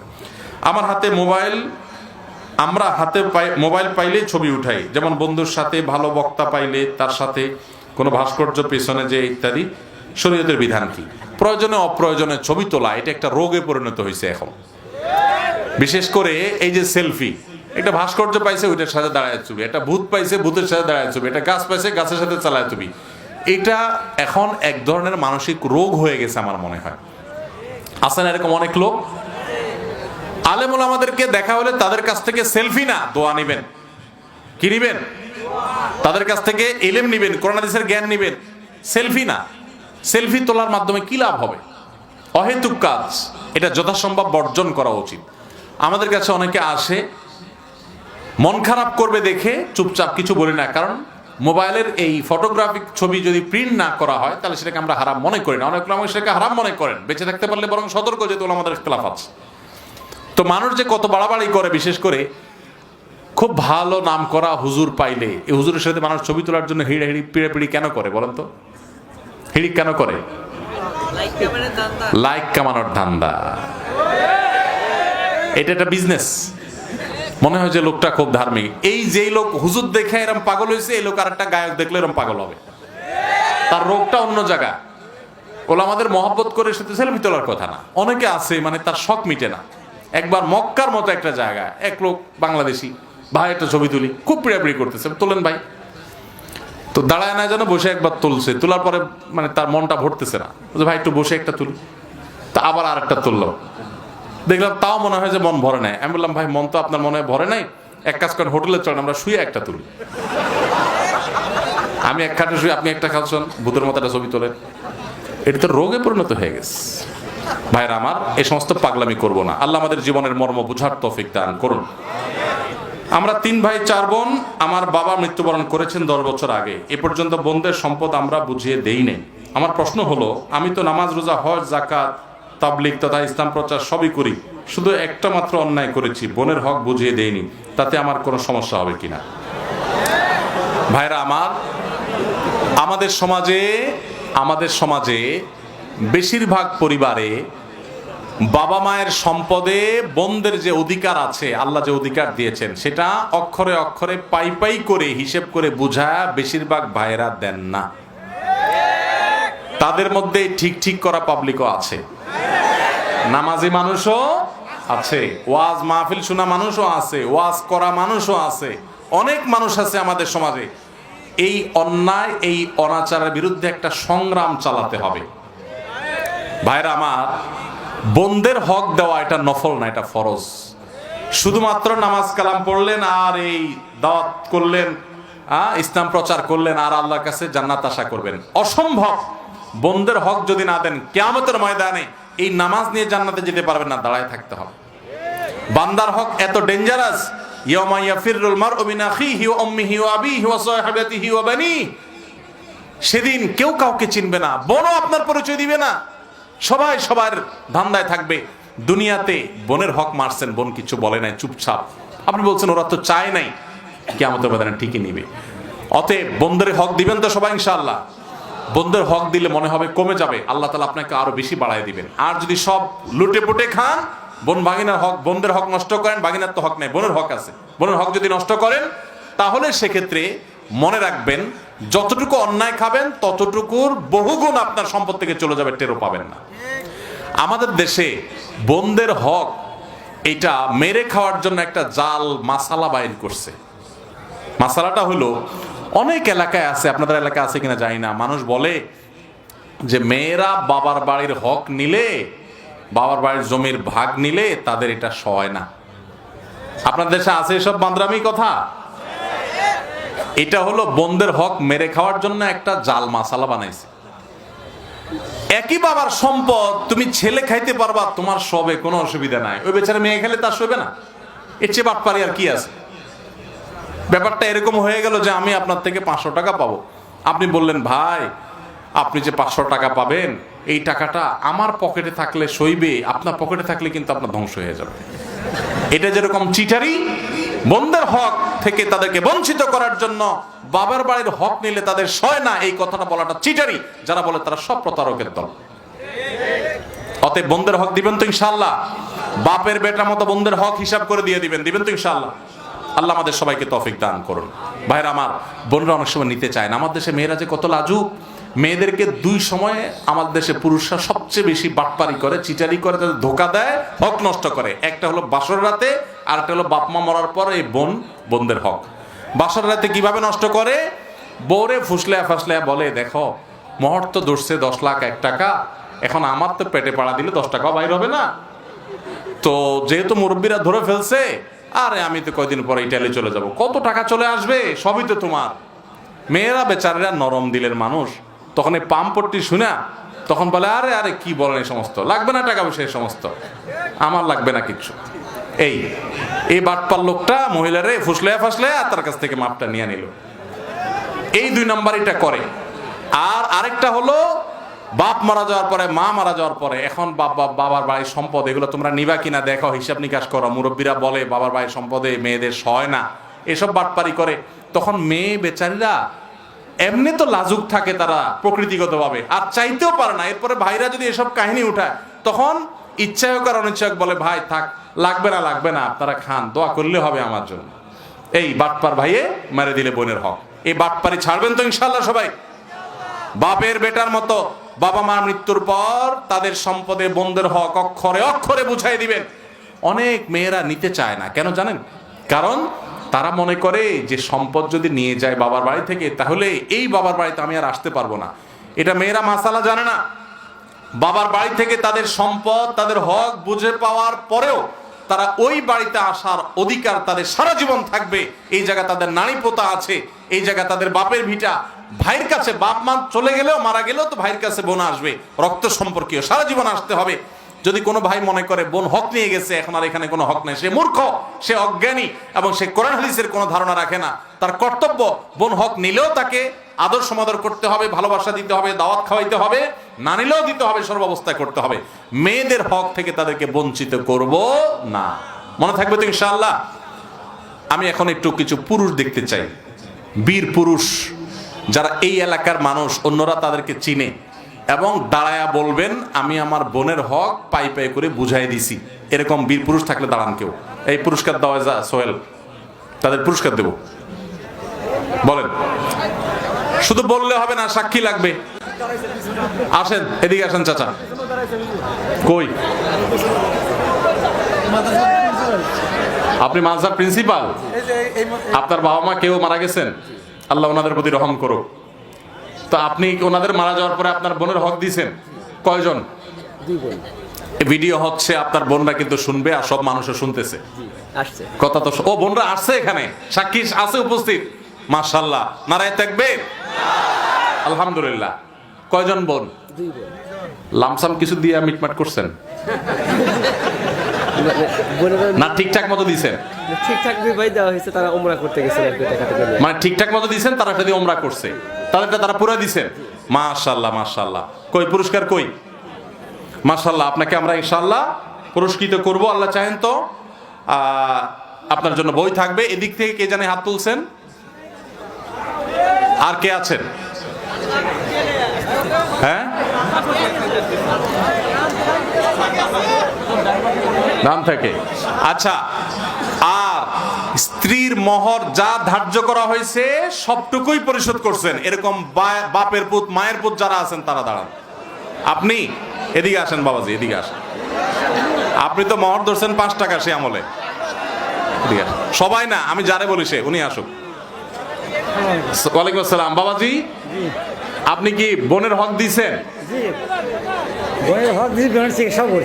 কি দিছেন? মানে কোন রকম লামসাম কিছু টাকা পয়সা বুঝাই দিয়ে বলছেন ঠিক আছে, দাবি দাবার রাখো না, এটা বলেছে জমি যা পাশে হক দেওয়ার পরেও চিকিৎসা করছে। বইনে কতটুকু পায় বলেন তো? প্রায় 2 বোনে বেশি পায় না, জমা দিতে নাই আমার। না, মোট সম্পদ থেকে কতটুকু পায় জানেন? ভাইয়ে যা পায় বোনে তার কতদূর পায়? 2 ভাইয়ে 2 বোনে 1 ভাই। হ্যাঁ, ভাইয়ে যা পায় বোনে তার অর্ধেক পায়। তো অর্ধেক দিয়েছেন ঠিক মতো? আল্লাহর রহমতে। কয় ভাই আপনারা? আমরা 3 ভাই। মাশাআল্লাহ, বাবাজির অনেক বয়স হয়েছে, সিনিয়র মানুষ। আপনার বোনরা আপনি দিয়েছেন হক, ইনশাআল্লাহ দিছি। আল্লাহ তাআলা আপনার প্রতি রহম করুক। আল্লাহ আপনাকে দিনের পথে আরো বেশি অবিচল থাকার তৌফিক দান করুন, আমিন। আমরা আপনাকে গুনাহ মাফের উপায় বইটা হাদিয়া দিলাম, আপনার এই ভালো কাজের স্বীকৃতি স্বরূপ, এটা আপনার হাদিয়া। কই আমাদের প্রিন্সিপাল সাহেব কই? আসেন, প্রিন্সিপাল সাহেব কই? মাশাআল্লাহ, আপনাকে আব্দুল্লাহ জাহাঙ্গীর রহমাতুল্লাহর বই ইসলামী আকীদা, এই বইটা উপহার দিলাম আপনার এই ভালো কাজের স্বীকৃতি স্বরূপ। কই মোহর দেন না পাবলিক? কই? ওয়ালাইকুম আসসালাম। বাবাজি, আপনি 27,500 টাকা মহরণ বাদ ছিল, 30,000 টাকা দিয়েছে। মারহাবা, নারায়ে তাকবীর। মহরণে দেওয়ার পরে দেখা করছে। মোহর কত ধরছিল? 27,500। কত বছর আগের বিয়ে? 5/4/1998। 5/4/1998। যুবক পোলাপান, ভালোবাসার ট্রেনিং নাও, এগুলো মেড ইন জাপান ভালোবাসা। তোমাদের মতো মেড ইন চায়না 2 নম্বর ভালোবাসা না। ইটিস পিটিস 2 নম্বরই করবার ভালোবাসা। রিয়েল ভালোবাসা হলো এগুলা, 2 নম্বর পথ না। মাশাআল্লাহ, একবারে বিয়ের তারিখ এরকম কড়কড়া মুখস্থ করে দিয়েছে। আপনি কি এটা জিকির করেন নাকি মাঝে মাঝে? মানে এত সুন্দর কড়কড়া বলে দিলেন, মাশাআল্লাহ। বাবাজি, খুব ভালো লাগলো। তো আপনি মেয়েদের স্ত্রীর মহারণা দিয়েছেন কতদিন পরে বিয়ের? বিয়ে যে জায়গা বিয়ে পড়ার আগেই দিয়ে দিছে। মাশাআল্লাহ মাশাআল্লাহ, আপনাকেই খুঁজছে বাংলাদেশ। যুবক পোলাপান, বিয়ে করে বাসর রাতে বউর হাতে পায়ে ধরে মাপ চাইবেন না এরকম ব্যাটাগিরি করবেন? এরকম ব্যাটাগিরি করবেন। মোহর 10 লাখ 20 লাখ ধরবেন, 10 টাকা দেওয়ার ক্ষমতা নাই, সব 2 নম্বরই করবেন না। যা পারবেন তা ধরবেন, বুঝেন নাই? আর মেয়ের বাবারাও শুনে রাখেন, মোহর 1 গাদা ধরলে বিয়ে টিকে না। মোহর একটু সহনীয় করবেন, সহনীয়। এই পোলাপানগুলো ঠিক ঠিক চিল্লানি দেখে একটু বুঝেন, মায়া করেন। হ্যাঁ, মেয়ের বাবারা বুঝতেছেন, মোহর 1 গাদা হলে শান্তি হয় না বাবা। 50 লাখ টাকা মোহর হয়, 2 দিন পরে ভেঙে যায়। এই যে 27,000 টাকার বিয়ে কত বছর টিকছে? আছেন এখনো? ওই তো কত বছর হইলো? 24, 25, 26 বছর। তাহলে 26 বছর চলছে 27,000 টাকায়। হ্যাঁ, মাশাআল্লাহ। তাহলে মেয়ের বাবারা 1 গাদা মোহর ধরলে টিকে না বাবারে। বহু মোহ বিয়ে 50 লাখ 40 লাখ 30 লাখ নাম কাস্তে ধরে, এগুলো ভাবসাব জাহির। 10 টাকাও দেয় না আপনার মেয়ের। এই চিটারের নামটা কি, মানেটা কি? অনেকে মনে করে মোহরটা হলো বিয়ের রক্ষা কবচ। ভুল। আগে থেকে চিন্তা করতেছেন বেশি করে মোহর ধরবো, যান ছেলে আমার মেয়েকে ছাড়তে না পারে। যেই ছেলে ছাড়বে কুলাঙ্গার, ও 10 কোটি থাকলেও ছাড়বে। অতএব এই সমস্ত 2 নম্বর চিন্তা করবেন না। বাবাজি, আপনি এত সুন্দর কাজ করেছেন, আপনাকে আমি আপনার ওয়াজ আমি মোবাইলে শুনেছি, আজকে নতুন দেখলাম। থাকি বগুড়া, আমি এই পাশে একটা মাদ্রাসা। মাশাআল্লাহ মাশাআল্লাহ, জাযাকাল্লাহ খাইর। বাবাজি আপনি আমাদের আব্দুল্লাহ সাইফুল্লাহ ভাইয়ের লেখা বই যে আফসোস রয়েই যাবে, এই বইটা আপনাকে আমরা হাদিয়া দিলাম। অনেক শুকরিয়া। আল্লাহ আপনাকে সুখী জিন্দেগি রাখুক, আল্লাহ আপনাদেরকে ভালো রাখুক, দোয়া রইল। জি, জাযাকুমুল্লাহ খাইর। কই মহারণার আরেকজন কে? নতুন বিয়ে করবে নাকি? ওয়ালাইকুম আসসালাম। আপনি মহারণা দিয়ে দিচ্ছেন বউয়ের? দিয়ে দিছি। কি দিয়েছেন মহারণা? মরনা টাকা দিয়ে দিছি। কত টাকা? 50,000 টাকা। আবার পরে ফুসলা ফাসলা নিয়ে নিছেন? না না, নেন নাই? বিয়ে পড়ানোর সময় সঙ্গে সঙ্গে মেয়ের বাবার হাতে দিয়ে মেয়ের ও আপনার ওয়াইফ টাকা কি করছে সত্যি সত্যি বলেন? মেয়ের বাবাকে দিছি, সে ওনাকে দিছে, উনি স্বর্ণ কিনছে। গুড, মাশাআল্লাহ। পরে আবার সেই জন্য বেঁচে ফেলছেন? না আলহামদুলিল্লাহ আছে, বিয়ে করছে আছে 1 তো। বছর। ও 1 বছর হয়েছে, এখনো সুযোগ পান নাই? বাইরে আসলাম। খবরদার, অনেকে স্ত্রীরে স্বর্ণ টর্ণ কিনা দেয়, এরপরে যাওয়ার আবার যখন দরকার হয় বিদেশ যাওয়ার সময় বলে দাও কত স্বর্ণ হয়ে যাবে বেঁচে ফেলি। এইসব চিটারি করা যাবে না, ঠিক আছে তো ইনশাআল্লাহ? মাশাআল্লাহ মাশাআল্লাহ। কি নাম আপনার? রুহুল আমিন। রুহুল আমিন ভাই, কোথায় থাকেন? বাড়ি কই? শিবগঞ্জ। শিবগঞ্জ। কোন দেশে ছিলেন? মালয়েশিয়া। মালয়েশিয়া। মাশাআল্লাহ, আল্লাহ আপনাকে কবুল করো। কি করেন এখন আপনি? এখন কৃষিকাজ, মানে সংসারী আর কি। মাশাআল্লাহ মাশাআল্লাহ। আপনাকে ডক্টর আব্দুল্লাহ জাহাঙ্গীর রহমাতুল্লাহ একটা বই মুসলমানের নিসাব, এই বইটা দিলাম হাদিয়া, ঠিক আছে? মাশাআল্লাহ।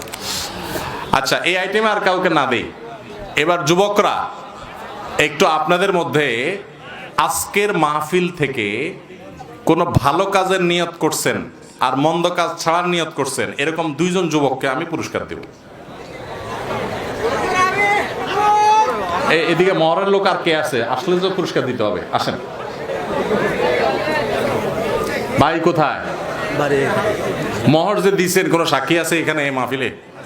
কে আছে সাক্ষী? দিয়ে বাইর করেন। কই এই লোকের চাচা ভাতিজা কে? কি নাম আপনার? মানিক। মানিক ভাই। মানিক ভাই চাচা ভাতিজা কেউ আছেন এখানে? কই ভাতিজা কে? আপনি? উনি মহর পরিশোধ করছে, আপনি কেমনে জানেন? মাশাআল্লাহ, মজা করলাম, আপনারা এমনি বিশ্বাস করছি। জাযাকাল্লাহ খাইর। কি নাম আপনার? মোহাম্মদ মানিক। মানিক ভাই, কত টাকা মহর ধরছিলেন? 3 লাখ। 3 লাখ পুরোটা দিয়ে দিছেন? সব সম্ভব। আচ্ছা, একটু বুঝার আছে আমার দেশে এই মহর পরিশোধের মধ্যে আরেক 2 নম্বরই আছে। 2 নম্বরতে কোনো শেষ নাই, বাঙালি বহুত ফাঁক ফোকর বাইর করে। এর ভিতরে আরেকটা 2 নম্বরই হলো যে কোন রকম লামসাম কিছু জিনিসপত্র দিয়া কাবির নামে লেখা দেয় উসুল 3 লাখ। এই 2 নম্বরই আছে না নাই? খবরদার, কিয়ামতের ময়দানে সবগুলোর জন্য ধরা খাবেন। 2 নম্বরই মুসলমান করতে পারে না। যা উসুল সেটা উসুল, আন্দাজে করা যাবে না। যাক ভাই, 3 লাখ টাকা উসুল দিয়ে দিচ্ছেন, মাশাআল্লাহ। আপনাকে আমার লেখা একটা দোয়ার বই হাদিয়া, জাযাকাল্লাহ খাইর। হ্যাঁ যুবকরা, 2 জন লোক লাগবে আমার। আস্তে আস্তে আস্তে। সুবহানাল্লাহ, আপনি মহর দিচ্ছেন ঠিক মতো? মাশাআল্লাহ, ঠিক আছে, যান। 1 মিনিট সবর। এই 2 জন দাঁড়াও, আর এই একজন। হ্যাঁ বলেন, কি নিয়ত করছেন আপনি?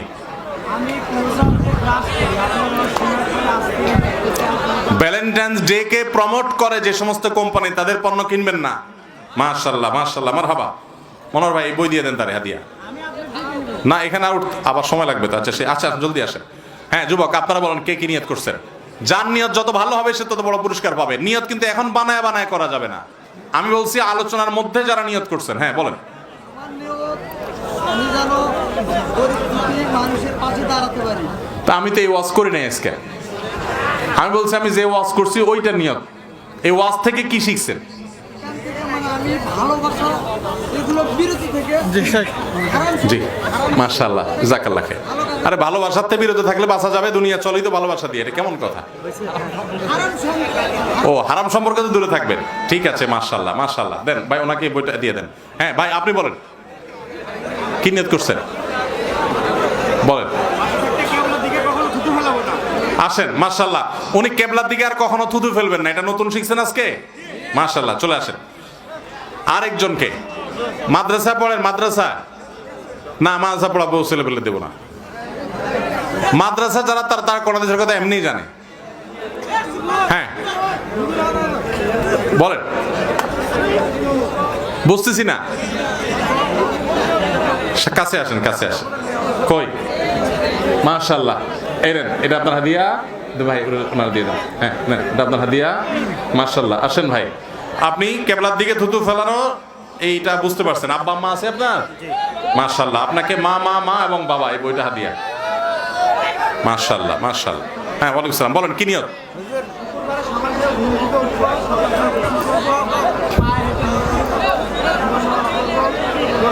মাশাআল্লাহ মাশাআল্লাহ। জুমার দিনের একটা আমলের কথা বলছি, 5টা কাজ করলে প্রতি কদমে 1 বছরের ইবাদতের সওয়াব পাওয়া যায়। 5টা কাজ কি কি বলেন আবার? সকালে ঘুম থেকে আগে আগে উঠা, ফজর নামাজ জামাতের সাথে পড়া 1, গোসল করব উত্তম ভাবে 2, পায়ে হেঁটে মসজিদে আসবো 3, ইমামের কাছাকাছি গিয়ে বসবো 4, অনর্থক কাজ কথা কোনো কিছু বলবো না, চুপচাপ থাকবো 5। এই 5 কাজ করলে 1 বছরের সওয়াব। মাশাআল্লাহ মাশাআল্লাহ। কি করেন আপনি? কিসের পড়েন? অনার্স পড়েন। আপনার জন্য উপযুক্ত বই আছে, চলে আসেন ভাই। আমরা মজলিসে বসছি, মজলিস থেকে উঠার দোয়া পড়ি। আর আমরা নেব না ভাই, আর নেব না। জাকাল্লাহ খায়। মাশাআল্লাহ মাশাআল্লাহ। পুরস্কার তো আমার কাছে আর নাই, আল্লাহ তোমার পুরস্কার আল্লাহ দিবে। এই ছেলে বোনের সম্পত্তি বুঝাই দিবে। বোন আছে তো নাকি? ও আপনি? মাশাআল্লাহ। জি ভাই, আল্লাহ আপনার প্রতিজ্ঞা কবুল করুক। ভাই নিয়ত করছে বোনের সম্পত্তি বুঝাই দিবে। মাশাআল্লাহ। জি জান, ওই ব্যাকে আসতে দেন ভাই। আর নাই, শেষ ইনশাআল্লাহ। আচ্ছা তাহলে কি নিয়ত বলেন? হ্যাঁ আচ্ছা বলো কি নিয়ত ভাই? মাশাআল্লাহ। হ্যাঁ হ্যাঁ, কোনটা? মাশাআল্লাহ মাশাআল্লাহ। এই যুবককেই তো খুঁজছে বাংলাদেশ। 14 ফেব্রুয়ারি ভ্যালেন্টাইন্স ডে বহুত পালন করছে, আর করবেন না। এই 2 নম্বর পথ করবেন না। আল্লাহর জন্য হারাম থেকে দূরে থাকবেন, ঠিক আছে তো ইনশাআল্লাহ? মাশাআল্লাহ। একজনও বেঁচে থাকলে সরে আসলে মাহফিল সার্থক। জাযাকুমুল্লাহ খায়র, ফি আমানিল্লাহ। জি জাযাকুমুল্লাহ খায়র। ভাই আজকের মাহফিল যে মাদ্রাসার তরফ থেকে হয়েছে, এই মাদ্রাসাকে আপনারা আপনাদের সাধ্য অনুযায়ী দান করবেন, সহযোগিতা করবেন তো ইনশাআল্লাহ? আপনাদের ছেলে মেয়ে ভর্তি করাবেন।